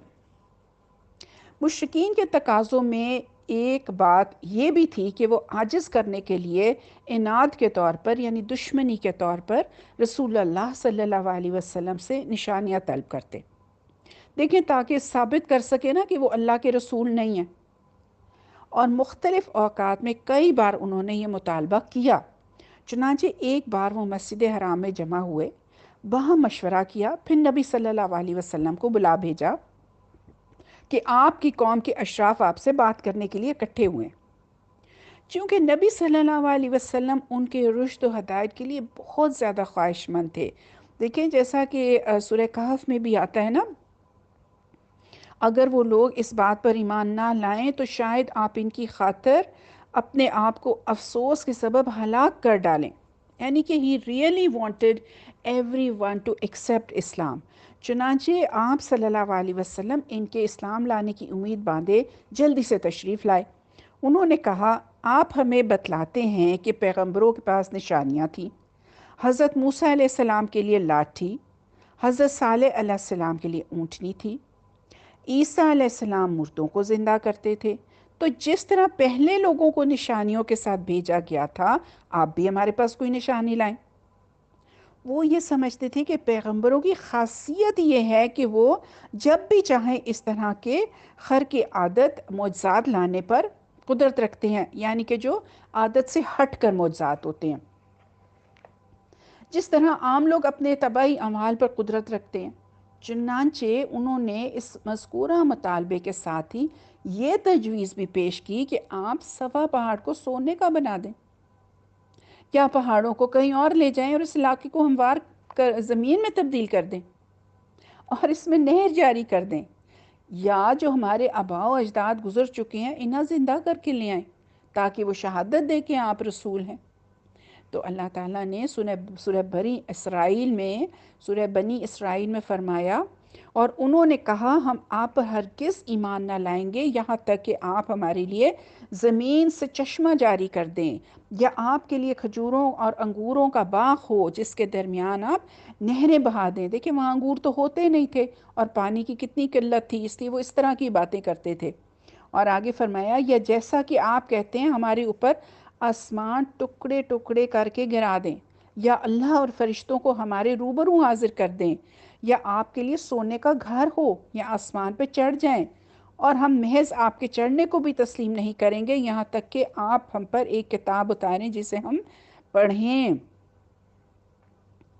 اور انہوں نے سورہ الانعام میں بھی اللہ تعالیٰ نے فرمایا، جب یہ ان کے اس مطالبے کے ساتھ یہ بھی واضح کیا نا کہ نبی صلی اللہ علیہ وسلم ان کی یہ خواہش پوری کر دیں تو اسلام لانے کے لیے وہ تیار ہیں، تو اس پہ سورہ الانعام کی آیت نازل ہوئی۔ اللہ تعالیٰ نے فرمایا، پھر انہوں نے اپنی بھرپور قسموں کے ساتھ اللہ کی یہ قسم کھائی کہ اگر ان کے پاس کوئی نشانی آ گئی تو اس پہ ضرور ایمان لائیں گے۔ تو اب نبی صلی اللہ علیہ وسلم کیا کرتے؟ انہوں نے اللہ سے دعا کی کہ یا اللہ جی یہ جو طلب کر رہے ہیں وہ انہیں دکھلا دے، آپ کو امید تھی کہ یہ لوگ پھر مسلمان ہو جائیں گے۔ اس پہ حضرت جبریل علیہ السلام تشریف لائے اور آپ کو اختیار دیا کہ آپ ایک بات چن لیں۔ اب یہ دیکھیں کتنی اس میں یہ غور سے سننے والی بات ہے کہ انہوں نے کہا کہ حضرت جبریل نے کہا کہ جو کچھ یہ لوگ مانگ رہے ہیں نا انہیں دکھلا دیا جائے، لیکن اس شرط کے ساتھ کہ اس کے بعد اگر کسی نے کفر کیا تو اسے ایسا عذاب دیا جائے گا کہ پوری دنیا والوں میں سے کسی کو اس جیسا عذاب نہیں دیا جائے گا، یا پھر ان کے لیے توبہ اور رحمت کا دروازہ کھول دیا جائے۔ دو آپشنز تھی، اور ان کی مطلوبہ چیز نہ دکھائی جائے۔ تو آپ صلی اللہ علیہ وسلم نے فرمایا کہ توبہ اور رحمت کا دروازہ ہی کھولا جائے۔ دیکھیں کیونکہ آپ صلی اللہ علیہ وسلم کو معلوم تھا نا کہ پچھلی قوموں کے ساتھ کیا کیا ہوا۔ حضرت صالح کی قوم نے کیا کیا تھا؟ انہوں نے بھی نشانی مانگی تھی کہ پہاڑ سے اونٹنی برآمد ہو اور وہ اسی وقت ایک بچہ بھی دے، تو اللہ تعالیٰ نے یہ نشانی پوری کر دی تھی۔ مگر کیا کیا حضرت صالح کی قوم نے؟ ان کی قوم پھر بھی ایمان نہ لائی، پھر 3 دن میں ساری قوم تباہ کر دی گئی سوائے ان کے کہ جو ایمان لائے تھے۔ تو نبی صلی اللہ علیہ وسلم یہ نہیں چاہتے تھے کہ معجزہ تو اللہ دکھا دیں اور پھر بھی اگر یہ لوگ ایمان نہ لائیں تو کہیں ساری قوم ہی تباہ نہ ہو جائے۔ تو جب نبی صلی اللہ علیہ وسلم نے یہ پہلو اختیار کر لیا تو ان کی تجاویز کا جواب نازل ہوا۔ اللہ تعالیٰ نے سورہ بنی اسرائیل میں بولا کہ آپ کہہ دیں میرا رب پاک ہے، میں تو اس کے سوا کچھ نہیں کہ ایک بشر رسول ہوں۔ دیکھیں کتنی سمپل بات کر دی، کتنے سمپل ورڈز میں اللہ تعالیٰ نے ایک بہت بڑی کلیئر بات بتا دی۔ اس سے ہمیں یہ بھی پتہ چلتا ہے میری بہنوں کہ کبھی ایٹ ٹائمز لوگ کہتے ہیں ہم لوگوں کو کہ آپ قرآن پڑھ رہی ہیں، پڑھا رہی ہیں، ہمیں یہ بات بتائیں، اس مسئلے کا حل بتائیں، اس کی وجہ بتائیں، تو ایٹ ٹائمز ہمیں نہیں پتہ ہوتا۔ تو اٹ از ویری امپورٹنٹ کہ آپ غلط بات بتانے کی بجائے آپ کہہ دیں لا ادری، مجھے نہیں پتہ، مجھے نہیں پتہ۔ پتہ کر کے ہاں ہم بتا سکتے ہیں، مگر اس میں کوئی شرم کی بات نہیں ہے کہ آپ کہیں کہ مجھے سارا کچھ نہیں پتہ ہوتا، ٹھیک ہے؟ تو یہاں پہ بھی دیکھیں اللہ تعالیٰ نے کتنی پیاری بات کی ہے۔ آپ کہہ دیں میرا رب پاک ہے، میں تو اس کے سوا کچھ نہیں کہ ایک بشر رسول ہوں۔ مطلب یہ ہے کہ میں معجزات دکھانے پہ قادر نہیں ہوں، کیونکہ اس کی قدرت اللہ سبحانہ و تعالیٰ کے ساتھ خاص ہے، اور وہ اس بات سے پاک ہے کہ اس کی قدرت میں کوئی اس کا شریک ہو، اور میں تو محض تم جیسا بشر ہوں، لہٰذا مجھے معجزات دکھانے کی قدرت نہیں ہے۔ ہاں تمہارے درمیان مجھے جو امتیاز حاصل ہے وہ یہ ہے کہ میں رسول ہوں، میرے پاس وحی آتی ہے، اور تم لوگ نہ رسول ہو اور نہ تمہارے پاس وحی آتی ہے۔ بس جو نشانیاں تم لوگوں نے مجھ سے طلب کی ہیں نہ وہ میرے ہاتھ میں ہیں اور نہ میرے اختیار میں، بلکہ ان کا معاملہ اللہ کی طرف ہے۔ اگر وہ چاہے تو تمہیں تمہارے لیے ظاہر فرما دے اور ان کے ذریعے سے تمہارے درمیان میری تائید کر دے، اور اگر چاہے تو تمہیں مؤخر کر دے اور تم لوگوں کی بہتری و مصلحت بہرحال اسی میں ہے۔ اللہ تعالیٰ نے اسی مطلب کی سورہ الانعام میں تاکید فرمایا کہ آپ کہہ دیں کہ نشانیاں تو بس اللہ کے پاس ہیں، اور تمہیں کیا خبر کہ جب وہ آ جائیں گی تو یہ لوگ ایمان نہیں لائیں گے۔ یعنی انبیاء و رسل خوارق و معجزات برپا نہیں کر سکتے، بلکہ انہیں اللہ تعالیٰ دکھاتے ہیں۔ البتہ وہ انبیاء و رسل کی تکریم و تائید اور ان کی نبوت اور رسالت کے اسبات کے لیے ان کے ہاتھ پر معجزات کا اظہار فرماتا ہے۔ پھر اللہ سبحانہ و تعالیٰ نے یہ بات بیان فرمائی کہ یہ لوگ اگرچہ اپنی پوری قوت کے ساتھ قسم کھاتے ہیں کہ اگر انہوں نے نشانی دیکھ لی تو ضرور ایمان لے آئیں گے، حالانکہ اگر اللہ ان کو ان کی طلب کردہ نشانیاں دکھلا بھی دے تب بھی وہ ایمان نہیں لائیں گے۔ ارشاد باری تعالیٰ ہے سورہ الانعام میں کہ اگر ہم ان کے پاس فرشتے اتار دیں اور ان سے مردے باتیں کرنے اور ہم ان کے روبرو ہر چیز اکٹھی کر لائیں تب بھی یہ ایمان لانے والے نہیں، مگر یہ کہ اللہ ہی چاہے، لیکن ان میں سے اکثر نہیں جانتے۔ اور فرمایا سورہ الرعد میں، اور اگر کوئی ایسا قرآن ہوتا کہ جس پر پہاڑ چلائے جاتے یا جس سے زمین کاٹ دی جاتی یا جس کے ذریعے مردے سے کلام کیا جاتا تو بھی یہ ایمان لانے والے نہ تھے۔ حقیقت یہ ہے کہ سارے معاملات اللہ ہی کے اختیار میں ہیں۔ کیا جو لوگ ایمان لائے انہوں نے ابھی تک یہ نہیں جانا کہ اگر اللہ چاہتا تو سب لوگوں کو ہدایت دے دیتا؟ دیکھیں، ان آیات اور ان جیسی اور آیات میں اللہ تعالیٰ نے اپنی ایک سنت کی طرف اشارہ فرمایا ہے کہ کوئی قوم جب کوئی معین نشانی طلب کرے اور وہ نشانی دکھلا دی جائے پھر بھی ایمان نہ لائے تو پھر اسے ہلاک کر دیا جاتا ہے اور مہلت نہیں دی جاتی، اور اللہ کی سنت میں تغیر اور تبدل نہیں ہے۔ اور اللہ کو معلوم ہے کہ بیشتر قریش نشانیاں دیکھنے کے بعد بھی ایمان نہ لائیں گے، اس لیے اللہ نے ان کی تجویز کردہ نشانیوں میں سے کوئی نشانی نہیں دکھائی۔ مگر ایسا نہیں ہوا کہ کبھی کوئی نشانی ہی نہ دکھائی گئی ہو، مگر وہ والی نشانی نہیں دکھائی جو وہ اس وقت مانگ رہے تھے۔ نبی صلی اللہ علیہ وسلم کے تو معجزات پہ کتنی بکس لکھی گئی ہیں، مگر یہاں ابھی شق القمر یعنی کہ چاند کا 2 ٹکڑے ہونے کا ذکر ہے۔ جب قریش نے دیکھا کہ رسول اللہ صلی اللہ علیہ وسلم نے ان کی طلب کردہ مخصوص نشانیوں میں سے کوئی بھی نشانی پیش نہیں کی تو انہوں نے سمجھا کہ آپ کو عاجز اور خاموش کرنے کا بہترین ذریعہ یہ ہے کہ آپ سے نشانی طلب کی جائے۔ اس سے عوام کو بھی باور کرایا جا سکتا ہے کہ آپ رسول نہیں بلکہ سخن ساز ہیں، یعنی کہ خود ہی کلام گھڑ لانے والے ہیں۔ چنانچہ انہوں نے ایک قدم اور آگے بڑھایا اور طے کیا کہ آپ سے بلا تعین کوئی بھی نشانی طلب کی جائے تاکہ لوگوں پر آپ کی بے بسی واضح ہو جائے اور وہ آپ پر ایمان نہ لائیں۔ چنانچہ وہ لوگ آپ کے پاس آئے اور کہا کہ آخر کوئی نشانی بھی ہے جس سے ہم جان سکیں کہ آپ اللہ کے رسول ہیں، یعنی کہ کچھ تو ہمیں دکھاؤ۔ اس پر رسول اللہ صلی اللہ علیہ وسلم نے اپنے رب سے سوال کیا کہ انہیں کوئی بھی نشانی دکھلا دیں۔ چنانچہ اللہ نے یہ نشانی دکھائی کہ چاند پھٹ کر 2 ٹکڑے ہو گیا، ایک ٹکڑا جبل ابو قبیس کے اوپر اور ایک اس سے نیچے، یہاں تک کہ لوگوں نے ہرا پہاڑ کو 2 ٹکڑوں کے درمیان میں دیکھا۔ رسول اللہ صلی اللہ علیہ وسلم نے فرمایا، گواہ رہو۔ قریش نے یہ نشانی کھلا واضح طور پر طویل دورانیہ تک دیکھی، چنانچہ ان کے ہاتھوں کے تو طوطے ہی اڑ گئے اور وہ بھونچکا رہ گئے، لیکن ایمان پھر بھی نہیں لائے۔ کہنے لگے یہ ابو کبشہ کے بیٹے کا جادو ہے، ہم پر محمد نے جادو کر دیا ہے۔ ایک آدمی نے کہا اگر اس نے تم پر جادو کر دیا تو سارے لوگوں پر تو نہیں نہ کر سکتا، مسافروں کا انتظار کرو۔ مسافر آئے تو ان سے پوچھا گیا تو انہوں نے کہا ہاں ہم نے بھی دیکھا ہے، لیکن قریش اپنے کفر پر مصر رہے، یعنی کہ اصرار کرتے رہے اور اپنی خواہشات ہی کی پیروی کی، اور غالباً شق القمر کا یہ واقعہ اس سے بھی بڑے اور عام واقعے اسراء اور معراج کی تمہید تھا، کیونکہ یوں کھلی آنکھوں چاند کا پھٹا دیکھ لینے سے اسراء اور معراج کا امکان بھی عام ذہن کے لیے قابل قبول ہو سکتا ہے، یعنی کہ ایک بڑے معجزے کے لیے اللہ جی ان کو تیار کر رہے تھے۔ واللہ عالم۔ اسراء اور معراج۔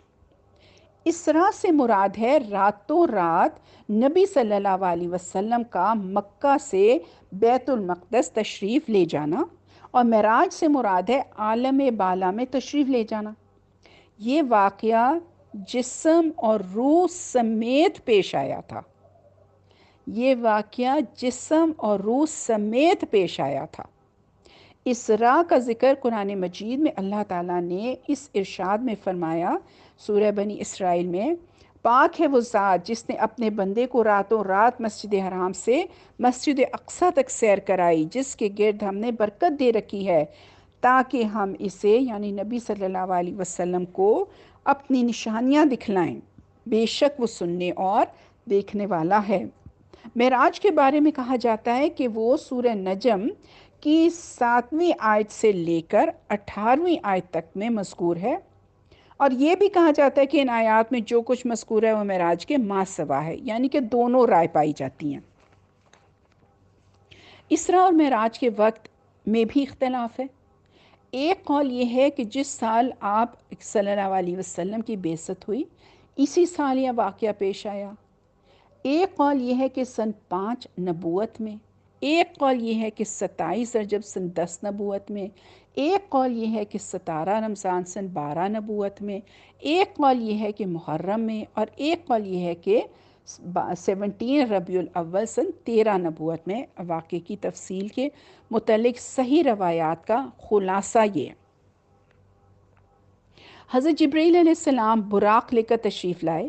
یہ گدھے سے بڑا اور خچر سے چھوٹا ایک جانور ہے جو اپنا کھر اپنی نگاہ کے آخری مقام پہ رکھتا ہے، یعنی کہ ایک پاؤں یہاں اور دوسرا جہاں تک اس کی نگاہ ہو، یعنی کہ وہ اتنی تیز سواری تھی۔ اس وقت نبی صلی اللہ علیہ وسلم مسجد حرام میں تھے۔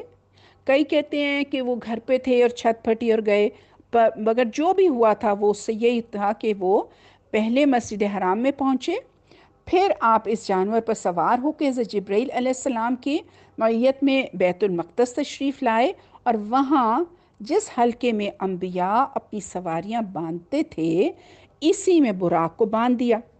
پھر مسجد اقصیٰ میں داخل ہوئے، 2 رکعت نماز پڑھی اور اس میں انبیاء کی امامت فرمائی۔ پھر حضرت جبرائیل علیہ السلام آپ کے پاس 3 برتن لائے، ایک شراب کا، دوسرا دودھ کا اور تیسرا شہد کا۔ آپ نے دودھ پسند فرمایا۔ حضرت جبرائیل علیہ السلام نے کہا، آپ نے فطرت پائی، آپ کو بھی ہدایت نصیب ہوئی اور آپ کی امت کو بھی۔ اگر آپ نے شراب پسند فرمائی ہوتی تو آپ کی امت گمراہ ہو جاتی۔ اس کے بعد آپ صلی اللہ علیہ وسلم کو بیت المقدس سے آسمان دنیا تک لے جایا گیا، یعنی کہ پہلے آسمان تک۔ حضرت جبرائیل علیہ السلام نے دروازہ کھلوایا، آپ کے لیے دروازہ کھولا گیا۔ آپ نے وہاں انسانوں کے باپ حضرت آدم علیہ السلام کو دیکھا اور انہیں سلام کیا۔ انہوں نے آپ کے سلام کا جواب دیا، مرحبا کہا اور آپ کی نبوت کا اقرار کیا۔ آپ کے دائیں ایک گروہ تھا، یعنی حضرت آدم علیہ السلام کے دائیں ایک گروہ تھا، جب انہیں دیکھتے تو مسکراتے، یہ سعادت مندوں کی روحیں تھیں، اور ان کے بائیں جانب ایک گروہ تھا، جب انہیں دیکھتے تو روتے، یہ بدبختوں کی روحیں تھیں۔ پھر آپ کو دوسرے آسمان پہ لے جایا گیا۔ حضرت جبرائیل علیہ السلام نے دروازہ کھلوایا، آپ کے لیے دروازہ کھولا گیا۔ آپ نے اس میں 2 خالہ زاد بھائیوں حضرت یحییٰ بن زکریا اور حضرت عیسیٰ بن مریم کو دیکھا، انہیں سلام کیا، دونوں نے جواب دیا، مرحبا کہا اور نبوت کا اقرار کیا۔ پھر تیسرے آسمان پہ لے جایا گیا، وہاں آپ نے حضرت یوسف علیہ السلام کو دیکھا، انہیں آدھا حسن دیا گیا تھا، یعنی کہ دنیا میں جتنا بھی حسن ہے اس کو اگر آپ اکٹھا کر لینا تو اس میں سے آدھا حسن جو تھا وہ حضرت یوسف علیہ السلام کو دیا گیا تھا۔ آپ نے انہیں بھی سلام کیا، انہوں نے جواب دیا، مرحبا کہا اور آپ کی نبوت کا اقرار کیا۔ پھر آپ کو چوتھے آسمان پہ لے جایا گیا، وہاں حضرت ادریس علیہ السلام کو دیکھا اور انہیں سلام کیا، انہوں نے جواب دیا، مرحبا کہا اور آپ کی نبوت کا اقرار کیا۔ پھر پانچویں آسمان پہ لے جایا گیا، وہاں ہارون علیہ السلام کو دیکھا اور انہیں سلام کیا، انہوں نے جواب دیا، مرحبا کہا اور آپ کی نبوت کا اقرار کیا۔ پھر آپ کو چھٹے آسمان پر لے جایا گیا، وہاں حضرت موسیٰ بن عمران علیہ السلام سے ملاقات ہوئی، آپ نے انہیں سلام کیا، انہوں نے جواب دیا، مرحبا کہا اور آپ کی نبوت کا اقرار کیا۔ پھر جب آپ وہاں سے آگے بڑھے تو وہ رونے لگے، ان سے کہا گیا کہ آپ کیوں رو رہے ہیں؟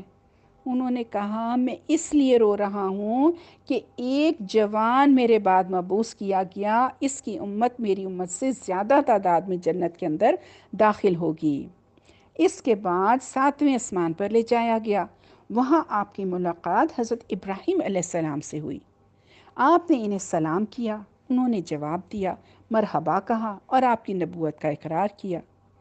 وہ اپنی پشت بیت المعمور سے لگائے ہوئے تھے، کہتے ہیں کہ بالکل جو ہمارا دنیا کا خانہ کعبہ ہے نا، اس کے اوپر ایگزیکٹ اوپر ہے بیت المعمور، جس میں روزانہ 70,000 فرشتے داخل ہوتے ہیں اور دوبارہ ان کے پلٹنے کی باری نہیں آتی، یعنی کہ there are so many فرشتاز۔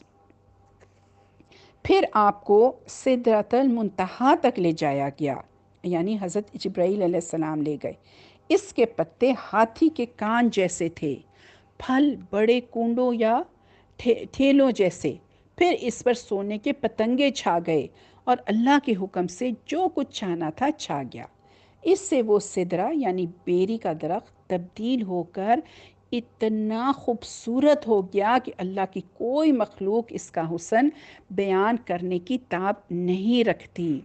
میں آپ کو تھوڑی سی بتاتی ہوں، معراج کے موقع پر بھی حضور پاک صلی اللہ علیہ وسلم کا سینہ چاک کیا گیا تھا۔ یہ صحیح احادیث میں سے ہیں جو میں اب آپ کو پڑھ کے سنانے لگی ہوں کہ رسول اللہ صلی اللہ علیہ وسلم نے فرمایا، میرے گھر کی چھت کھول دی گئی، اس وقت میں مکہ میں تھا، پھر جبریل علیہ السلام اترے اور انہوں نے میرے سینے کو چاک کیا، پھر اسے زمزم کے پانی سے دھویا، پھر ایک تشت سونے کا حکمت اور ایمان سے بھرا ہوا لائے اور اسے میرے سینے میں ڈال دیا، پھر سینے کو بند کر دیا اور اس کے بعد میرا ہاتھ پکڑ لیا اور مجھے آسمان کی طرف لے گئے۔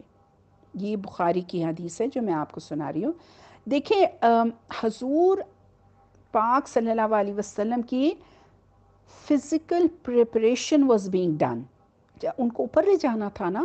دیکھیں ایسٹروناٹس کو بھی جب لے کے جانا ہوتا ہے اوپر تو کتنی ان کی پریپریشن ہوتی ہے، تو یہاں پہ ہمیں پتہ چلتا ہے کہ حضور پاک صلی اللہ علیہ وسلم کی بھی پریپریشن ہو رہی تھی۔ اور ابن عباس رضی اللہ تعالیٰ عنہ سے روایت ہے کہ جب نبی صلی اللہ علیہ وسلم کو آسمان کی سیر کروائی گئی تو آپ صلی اللہ علیہ وسلم نے ایسے نبی یا نبیوں پر سے گزر ہوا جو ان کے ساتھ ایک قوم تھی، پھر کسی نبی یا نبیوں پر سے گزرے تو ان کے ساتھ ایک جماعت تھی، پھر ایسے نبی یا انبیاء پر گزر ہوا کہ ان کے ساتھ ایک آدمی بھی نہیں تھا، یہاں تک کہ ایک بڑے مجمع کے پاس سے گزرے تو پوچھا، یہ کون ہے؟ کہا گیا کہ موسیٰ علیہ السلام اور ان کی قوم ہیں۔ ابھی ہم نے پڑھا تھا نا ان کے بارے میں۔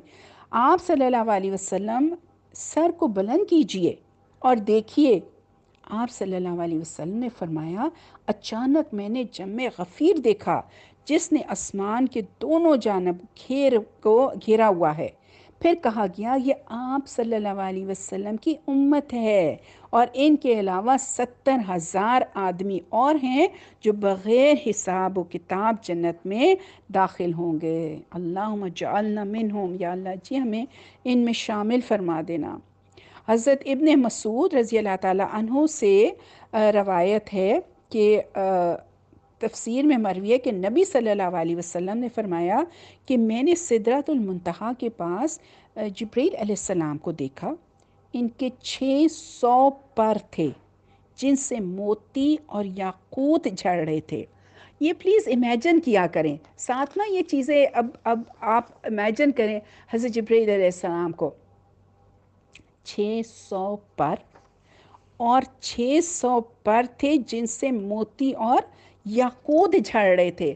देखें जो ऐसे बर्ड्स होती हैं, हमने कभी पैरट्स रखे हों पेट्स या कोई, तो छोटे छोटे पर उनके गिरे होते हैं ना कमरे में, इसी तरह वो उनके परों से याकूत झड़ रहे थे। Can you imagine?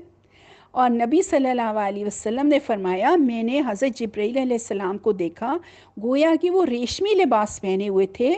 इनके पाँव मोतियों की तरह थे, जैसे सब्ज़े पे बारिश के कतरे होते हैं। उफ़ अल्लाह, ऐसे दिल करता है ना बस फ़ौरन उनको देख लें। हज़रत अनस बिन मालिक रज़ी अल्लाह अन्हु फरमाते हैं कि रसूल अल्लाह सल्लल्लाहु अलैहि वसल्लम ने फरमाया, जब मुझे मेराज कराई गई तो मैंने एक कौम पर से उनका गुज़र हुआ। इनके नाखून तांबे के थे और वो इन नाखूनों से अपने चेहरे और सीने छील रहे थे। तो मैंने कहा कि ये कौन लोग हैं ए जिब्रील? तो जिब्राईल अलैहिस्सलाम ने फरमाया कि ये वो लोग हैं जो लोगों का गोश्त खाते हैं और इनकी इज्जतों से खेलते हैं। मेरी बहनों, कौन गोश्त खाता है? जी, हमें कुरान में बताया गया ना कि गीबत ऐसा अमल है कि तुम जैसे अपने मुर्दा भाई का गोश्त खा रहे हो। Please be very careful, please गीबतें ना किया करें। अल्लाह मुझे भी हदायत दे। सबसे पहले तो मैं अपने आप को ये कह रही हूँ कि अंबर गीबतें ना किया करो, और हम सबको एक दूसरे को भी बताना है कि ये ना किया करें। देखिए कितनी बड़ी सज़ा यहाँ बताई जा रही है। और फरमाया, इसरा वाली रात मैंने ऐसे लोगों के पास से गुजरा जिनके मुंह आग की कैंचियों से काटे जा रहे थे। मैंने पूछा ये कौन लोग हैं? बताया गया ये दुनिया के खुतबा में से हैं जो लोगों को नेकियों का हुक्म देते हैं और अपने आप को भूल जाते थे और किताब की तलावत करते थे। क्या ये समझते ना थे? यानी कि जब जब हम लोगों को टीच करते हैं तो हमें सबसे पहले उस पे अमल खुद करना है। अब्दुल्ला रज़ी अल्लाह ताला अन्हो फरमाते हैं कि जब रसूल अल्लाह सल्लल्लाहु अलैहि वसल्लम को मेराज कराई गई तो आप सल्लल्लाहु अलैहि वसल्लम को सिदरतुल मुंतहा तक ले जाया गया, जो कि छठे आसमान में वाक़या है। ज़मीन से ऊपर चढ़ने वाली चीज़ और ऊपर से नीचे आने वाली चीज़ यहाँ आकर रुक जाती है, फिर इसे ले जाया जाता है। अल्लाह ने फरमाया सूरह नजम में कि ढांप लेती है वो चीज़ें जो ढांप लेती हैं। हज़रत अब्दुल्ला ने फरमाया यानी सोने के पतंगे। फिर रसूल अल्लाह सल्लल्लाहु अलैहि वसल्लम को वहाँ 3 चीज़ें अता की गई थी: 5 नमाजें, सूरह अल बकरा की आखिरी आयतें, और आप सल्लल्लाहु अलैहि वसल्लम की उम्मत में हर एक ऐसे आदमी को बख्श दिया जाएगा जो अल्लाह के साथ किसी को शरीक ना करे और तबाह करने वाले गुनाहों से बचा रहे। या अल्लाह जी हमें भी बख्श देना, हमें अपनी रहमत से बख्श देना। जी, बैक टू द बुक तजलियात नबूवत, पेज 148। फिर आपको जब्बार जल्ला जलालहू के हजूर ले जाया गया और आप इसके इतने करीब हुए कि 2 कमानों के बराबर या इससे भी कम फासला रह गया। इस वक्त अल्लाह ने अपने बंदे पर वही नाजिल फरमाई और आप पर और आपकी उम्मत पर दिन रात में 50 वक्त की नमाजें फ़र्ज़ की। फिर आप मूसा अलैहिस्सलाम के करीब से गुज़रे, यानी कि ऑन हिज वे बैक गुज़रे, तो उन्होंने पूछा आपके रब ने आपको किस बात का हुक्म दिया है? आप सल्लल्लाहु अलैहि वसल्लम ने फरमाया 50 नमाज़ों का। तो उन्होंने क्या कहा? उन्होंने कहा, मूसा अलैहिस्सलाम ने कहा, आपकी उम्मत इसकी ताकत नहीं रखती, अपने रब के पास वापस जाइए और इससे तखफीफ का सवाल कीजिए। आप सल्लल्लाहु अलैहि वसल्लम ने जिब्रील अलैहिस्सलाम की तरफ देखा तो उन्होंने इशारा किया कि हाँ मसलन I'll take you there, अगर आप चाहें। चुनांचे आप वापस हुए। अल्लाह ने फिर 10 नमाजें कम कर दी। फिर हज़रत मूसा अलैहिस्सलाम के पास से गुज़रे तो उन्होंने फिर पूछा, अब बतलाया तो उन्होंने फिर तखफीफ के सवाल का मशवरा दिया। यूँ हज़रत मूसा अलैहिस्सलाम और अल्लाह जल्ले जलालहू के दरमियान आपकी आमद व रफ्त जारी रही, यहाँ तक कि अल्लाह ने 5 नमाजें कर दी। اس کے بعد پھر حضرت موسیٰ علیہ السلام کے پاس سے گزرے تو انہوں نے پھر واپس جا کے تخفیف کے سوال کا مشورہ دیا اور کہا کہ میں نے اس سے کم پر بنی اسرائیل کو بلایا، لیکن وہ اذان کرنے سے قاصر رہے اور اسے چھوڑ دیا۔ نبی صلی اللہ علیہ وسلم نے فرمایا، اب مجھے اپنے رب سے شرم آتی ہے، میں اسی پر راضی ہوں اور سر تسلیم خم کرتا ہوں۔ دیکھیں اللہ، میں پڑھتی ہوں تو مجھے اتنا لگتا ہے کہ نماز جو ہے، سوچیں کہ کہاں سے آئی ہے، یہ حکم کہاں پہ نازل ہوا؟ دیکھیں باقی سارے حکم تو زمین پہ ملے تھے نا، ہر چیز کا حکم اللہ تعالیٰ نے جبریل علیہ السلام کے ساتھ بھیجا تھا، مگر 5 نمازوں کا حکم ڈائریکٹ آسمان سے دیا گیا۔ اس سے نماز کی اہمیت اور فرضیت کا اندازہ ہوتا ہے، اور اسی کو شیطان نے مشکل بنا دیا ہے۔ زکوٰۃ، حج، عمرہ، صدقہ سب ہو جاتا ہے، مگر نماز میں خشوع نہیں ہوتا، اور سب سے زیادہ قریب اللہ کے سجدے کی حالت میں ہوتا ہے انسان۔ جی بیک ٹو پیج 148۔ پھر جب آپ مزید کچھ دور تشریف لے گئے تو ندا آئی کہ میں نے اپنا فریضہ نافذ کر دیا اور اپنے بندے سے تخفیف کر دی۔ وہ 5 نمازیں ہیں اور ثواب میں 50 ہیں۔ میرے نزدیک بات نہیں بدلی جاتی۔ کتنا بڑا انعام ہے! دیکھیں کہ ہم پڑھیں گے تو 5 اور ثواب اللہ تعالیٰ 50 برابر دیں گے انشاءاللہ۔ پھر اسی رات نبی صلی اللہ علیہ وسلم مکہ مکرمہ واپس تشریف لائے۔ جب صبح ہوئی تو آپ نے اپنی قوم کو ان بڑی بڑی نشانیوں کی خبر دی جو اللہ نے آپ کو دکھلائی تھی، تو قوم نے کی تکذیب، اذیت اور ضرر رسانی میں شدت آ گئی۔ کسی نے تالیاں بجائیں، کسی نے تعجب کا انکار کیا، ہاتھ اپنے سر پر رکھ لیا۔ کچھ لوگ حضرت ابوبکر صدیق کے پاس دوڑے آئے اور انہیں خبر دی۔ انہوں نے کہا، اگر یہ بات آپ صلی اللہ علیہ وسلم نے کہی ہے تو سچ کہی ہے۔ لوگوں نے کہا، اچھا آپ بھی ان کی تصدیق کرتے ہیں؟ انہوں نے کہا، میں تو اس سے بھی دور کی بات پر آپ کی تصدیق کرتا ہوں۔ آسمان سے صبح شام جو خبر آتی ہے، میں اس میں بھی آپ کو سچا مانتا ہوں۔ اس پر آپ کا لقب صدیق پڑ گیا تھا۔ اوکے، سو ناؤ وی نو کہ صدیق کا لقب حضرت ابوبکر کا کب پڑا تھا۔ پھر کفار نے آپ کا امتحان لیا، پوچھا کہ آپ بیت المقدس کے اوصاف بیان کریں۔ آپ نے اس سے پہلے بیت المقدس دیکھا تھا، نہ اس رات اس کی نشانیاں ضبط کی تھی۔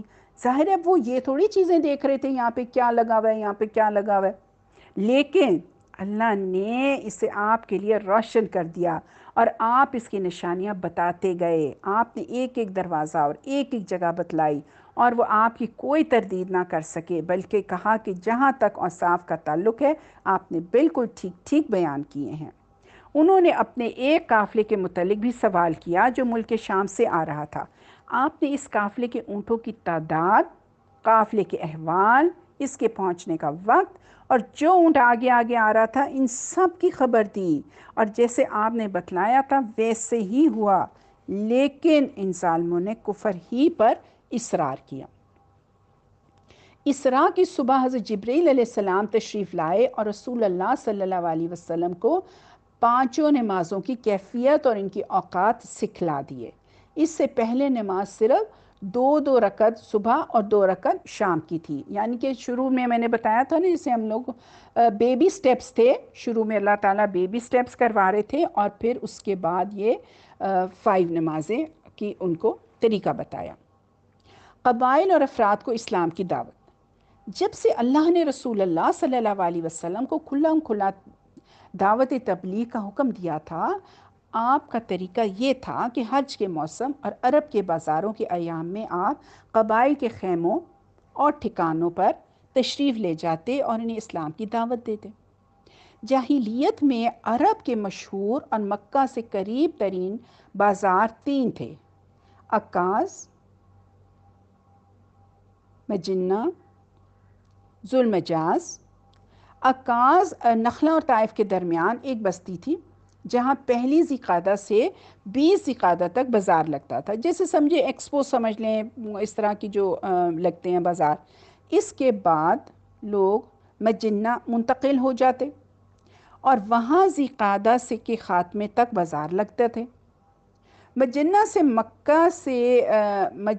مکہ سے نیچے وادی مروز حرام میں ایک مقام کا نام تھا، اور ذوالمجاز جو تھا وہ جبل عرفہ یعنی جبل رحمت کے پیچھے، وہاں پہلی ذی الحجہ سے لے کر 8 ذی الحج تک بازار لگتا تھا۔ اس کے بعد لوگ مناسک حج کی ادائیگی کے لیے فارغ ہو جاتے تھے۔ قبائل کو بھی رسول اللہ صلی اللہ علیہ وسلم نے اسلام کی دعوت دی، اور اس مقصد کے لیے آپ نے ان سے پناہ اور مدد بھی چاہی، تو مگر یہ کیا کیا انہوں نے؟ ان میں سے کسی نے بھی آپ کی دعوت قبول نہ کی، لیکن ان کے جوابات اور انداز مختلف تھے۔ کسی نے بہترین جواب دیا، کسی نے آپ کے بعد اپنے لیے سرداری کی شرط لگائی، کسی نے کہا کہ آپ کا خاندان اور قبیلہ آپ کو بہتر جانتا ہے، اس نے آپ کی پیروی نہیں کی، کسی نے برا جواب دیا، اور ان میں سے سب سے برا جواب مسلمہ کذاب کے گروہ بنو حنیفہ نے دیا۔ ایمان کی شعائیں مکہ سے باہر۔ جس زمانے میں اسلامی دعوت مکہ کے اندر مشکل ترین مرحلے سے گزر رہی تھی، اللہ نے مقدر کر رہا تھا کہ اسی زمانے میں مکہ سے باہر کچھ لوگ ایمان لے آئیں۔ یوں ان کی حیثیت امید کی چنگاری کی سی تھی۔ دیکھیں، جہاں قبائل نے انکار کر دیا تھا نا، وہاں انڈیویجولز ایمان لا رہے تھے۔ تو یہ ان کی حیثیت امید کی چنگاری کی تھی جو مایوسی کی تاریکیوں میں چمکی۔ اچھا جی، ان میں سے بعض کے نام یہ ہیں: سوید بن سامت رضی اللہ تعالیٰ عنہ، یہ شاعر تھے، گہری سوجھ بوجھ کے حامل اور یثرب کے باشندے یعنی کہ مدینہ کے رہنے والے تھے۔ ان کے شرف و شعر گوئی کی وجہ سے انہیں کامل کہا جاتا تھا، یعنی کہ عربوں میں یہ ایک ٹائٹل تھا، اور بہت ہائی پروفائل لوگوں کو ہی ملتا تھا، who used to know everything about everything۔ یہ حج یا عمرے کے لیے مکہ تشریف لائے۔ رسول اللہ صلی اللہ علیہ وسلم نے انہیں اسلام کی دعوت دی، انہوں نے آپ پر حکمت لقمان پیش کی، آپ نے ان پر قرآن پیش کیا، اور وہ مسلمان ہو گئے۔ کہنے لگے یہ بہترین قول ہے۔ پھر وہ بعث کی جنگ سے پہلے اوس و خزرج کے درمیان ایک لڑائی میں شہید ہو گئے۔ ایاس بن معاذ، یہ یثرب کے باشندے تھے، نوخیز نوجوان، سن 11 نبوت کے اوائل میں اوس کے ایک وفد کے ہمراہ مکہ تشریف لائے جو قریش سے خزرج کے خلاف حلف و تعاون چاہتا تھا۔ رسول اللہ صلی اللہ علیہ وسلم کو علم ہوا تو آپ ان کے پاس تشریف لے گئے، یعنی کہ وفد کے پاس چلے گئے، انہیں اسلام کی دعوت دی اور قرآن کی تلاوت فرمائی۔ ایاس نے کہا، واللہ یہ اس سے بہتر ہے جس کے لیے آپ لوگ تشریف لائے ہیں۔ قرآن میں بھی ہے نا، ایک آیت میں ہے جس کا مفہوم یہی ہے کہ قرآن ان سب چیزوں سے بہتر ہے جس کو تم لوگ جمع کرتے ہو۔ اس پر جو وفد کا ایک رکن تھا ابو الحصیر، اس نے بطحا کی کنکریاں اٹھا کر ایاس کے منہ پر دے ماری اور کہا، یہ بات چھوڑو، یہاں ہم دوسرے مقصد کے لیے آئے ہیں۔ چنانچہ وہ خاموش ہو گئے اور یثرب واپس آ کر جلد ہی وفات پا گئے۔ وفات کے وقت وہ تحلیل اور تکبیر اور حمد و تسبیح کر رہے تھے، اس لیے ان کی قوم کو شبہ نہیں کہ ان کی وفات اسلام پہ ہوئی، یعنی کہ وہ دل میں اسلام لے کر واپس لوٹے تھے۔ الحمدللہ۔ ابو ذر غفاری رضی اللہ تعالیٰ عنہ، انہیں نبی صلی اللہ علیہ وسلم کی بعثت کی اطلاع سوید بن سامت اور ایاس بن معاذ سے ملی۔ انہوں نے پتہ لگانے کے لیے اپنے بھائی کو مکہ بھیجا۔ وہ گئے اور واپس آئے لیکن تسلی نہ کر سکے۔ چنانچہ حضرت ابو ذر رضی اللہ تعالیٰ عنہ خود نکلے اور مکہ پہنچ کر مسجد حرام میں جا اترے۔ تقریباً 1 مہینہ مسجد حرام میں ہی رہے اور زمزم کا پانی پیتے رہے، جو کھانا اور پانی دونوں کا کام دیتا تھا، لیکن جان کے ڈر سے نبی صلی اللہ علیہ وسلم کے متعلق کسی سے نہ پوچھتے تھے۔ بالآخر حضرت علی رضی اللہ تعالیٰ عنہ ان کو اپنے پیچھے پیچھے لے کر گئے اور رسول اللہ صلی اللہ علیہ وسلم سے جا ملوایا۔ حضرت ابو ذر رضی اللہ تعالیٰ عنہ نے نبی صلی اللہ علیہ وسلم سے عرض کیا کہ اسلام پیش فرمائیے۔ آپ نے اسلام پیش کیا اور وہ وہیں مسلمان ہو گئے۔ پھر انہوں نے مسجد حرام میں آ کر اعلان کیا، میں گواہی دیتا ہوں کہ اللہ کے سوا کوئی معبود نہیں، اور گواہی دیتا ہوں کہ محمد اللہ کے بندے اور اس کے رسول ہیں۔ یہ سننا تھا کہ قریش ان پر ٹوٹ پڑے، اتنا مارا کہ ادموا کر دیا، لیکن حضرت عباس رضی اللہ تعالیٰ عنہ نے ان کو بچا لیا۔ دوسرے دن آ کر پھر یہی اعلان کیا اور قریش نے پھر انہیں اتنا مارا کہ قریب المرگ ہو گئے۔ کل کی طرح آج بھی عباس رضی اللہ تعالیٰ عنہ نے آ کر ان کو بچایا۔ اس کے بعد حضرت ابو ذر رضی اللہ تعالیٰ عنہ اپنی قوم بنو غفار میں واپس آ گئے، اور جب نبی صلی اللہ علیہ وسلم نے ہجرت فرمائی تو وہ بھی مدینہ ہجرت کر آئے۔ طفیل عمار الدوسی، طفیل بن عمر الدوسی یہ شاعر تھے، گہری سوجھ بوجھ کے مالک اور یمن کے قریب واقع قبیلے دوس کے سردار تھے۔ سن 11 نبوت میں مکہ تشریف لائے تو اہل مکہ نے بڑھ کر ان کا استقبال کیا اور نبی صلی اللہ علیہ وسلم سے اس قدر ڈرایا کہ جب وہ مسجد حرام میں آئے تو کان میں روئی ٹھونس لی کہ کہیں آپ کو کوئی بات سنائی نہ پڑ جائے۔ مگر ہوا یہ کہ اس وقت نبی صلی اللہ علیہ وسلم خانہ کعبہ کے پاس کھڑے نماز پڑھ رہے تھے۔ آپ کی آواز ان کے کان میں پڑ ہی گئی۔ انہوں نے جو کچھ سنا بہت اچھا محسوس کیا، دل ہی دل میں کہنے لگے، میں سوجھ بوجھ رکھنے والا شاعر ہوں، مجھ سے بھلا برا چھپا نہیں رہ سکتا، پھر کیوں نہ میں اس شخص کی بات سنوں، اگر اچھی ہوئی تو قبول کر لوں گا، بری ہوئی تو نہیں مانوں گا۔ چنانچہ جب نبی صلی اللہ علیہ وسلم گھر تشریف لائے تو وہ بھی آپ کے پیچھے پیچھے ہو لیے اور گھر کے اندر آ کر آپ سے اپنا واقعہ بیان کیا اور عرض کیا کہ آپ اپنا دین پیش کریں۔ آپ صلی اللہ علیہ وسلم نے اسلام پیش کیا اور کیا کیا؟ قرآن کی تلاوت کی۔ طفیل بن عمر دوسی نے اسلام قبول کر لیا، حق کی شہادت دی اور عرض کی کہ میری قوم میں میری بات مانی جاتی ہے اور میں ان کے پاس پلٹ کر جا رہا ہوں اور انہیں اسلام کی دعوت دوں گا، لہٰذا آپ اللہ سے دعا فرمائیں کہ وہ مجھے کوئی نشانی دے دے۔ آپ نے دعا فرمائی۔ چنانچہ جب وہ اپنی قوم کے قریب پہنچے تو ان کا چہرہ چراغ کی طرح روشن ہو گیا۔ انہوں نے اللہ سے دعا کی کہ اسے چہرے کی بجائے کہیں اور منتقل کر دیں۔ چنانچہ یہ روشنی ان کے کوڑے یعنی ان کی جو سٹک تھی ہاتھ میں اس میں پلٹ آئی۔ جب وہ اپنی قوم کے پاس پہنچے تو اس سے اسلام کی دعوت دی۔ والد اور بیوی نے اسلام قبول کر لیا مگر قوم نے تاخیر کی، لیکن جب انہوں نے صلح حدیبیہ کے بعد مدینہ ہجرت کی تو ان کے ساتھ ان کی قوم کے 70 یا 80 گھرانے تھے جو کہ ہجرت کر گئے، یعنی کہ وہ سب مسلمان ہو گئے تھے۔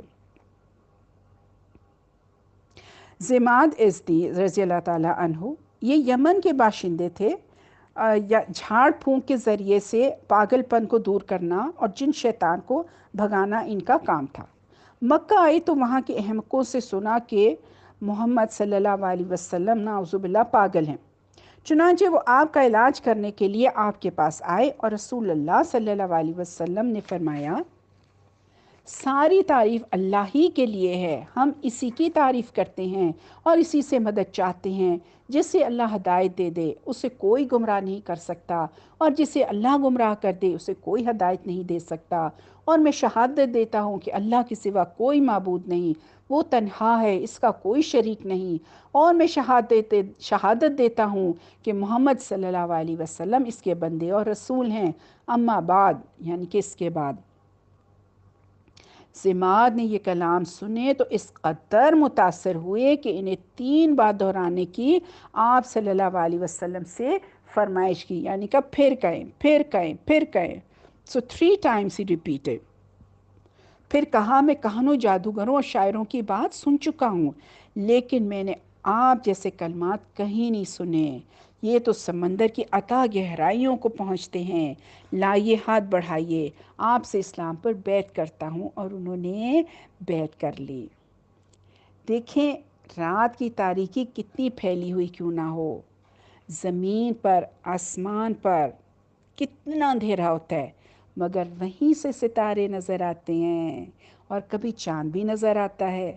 یعنی رات کا وجود کتنا ہی بڑا کیوں نہ ہو میری بہنوں، روشنی کی کرن اس کو دور کرنے کے لیے کافی ہوتی ہے۔ اصل قوت کس میں ہے؟ سچائی میں ہے۔ اس لیے انسان چراغ جلاتا جائے، آپ بھی دیے سے دیا جلاتی جائیں، کوشش انسان کو کرتے رہنا ہے، ایک دن تو روشنی ہوگی نا۔ اب یہاں مکی دور کا اختتام ہے، اور حضور پاک صلی اللہ علیہ وسلم کے لیے ایک نئی راہ اور ایک نیا افق اللہ تعالیٰ کھولنے والے ہیں۔ ربنا تقبل منا انک انت السمیع العلیم وتب علینا انک انت التواب الرحیم۔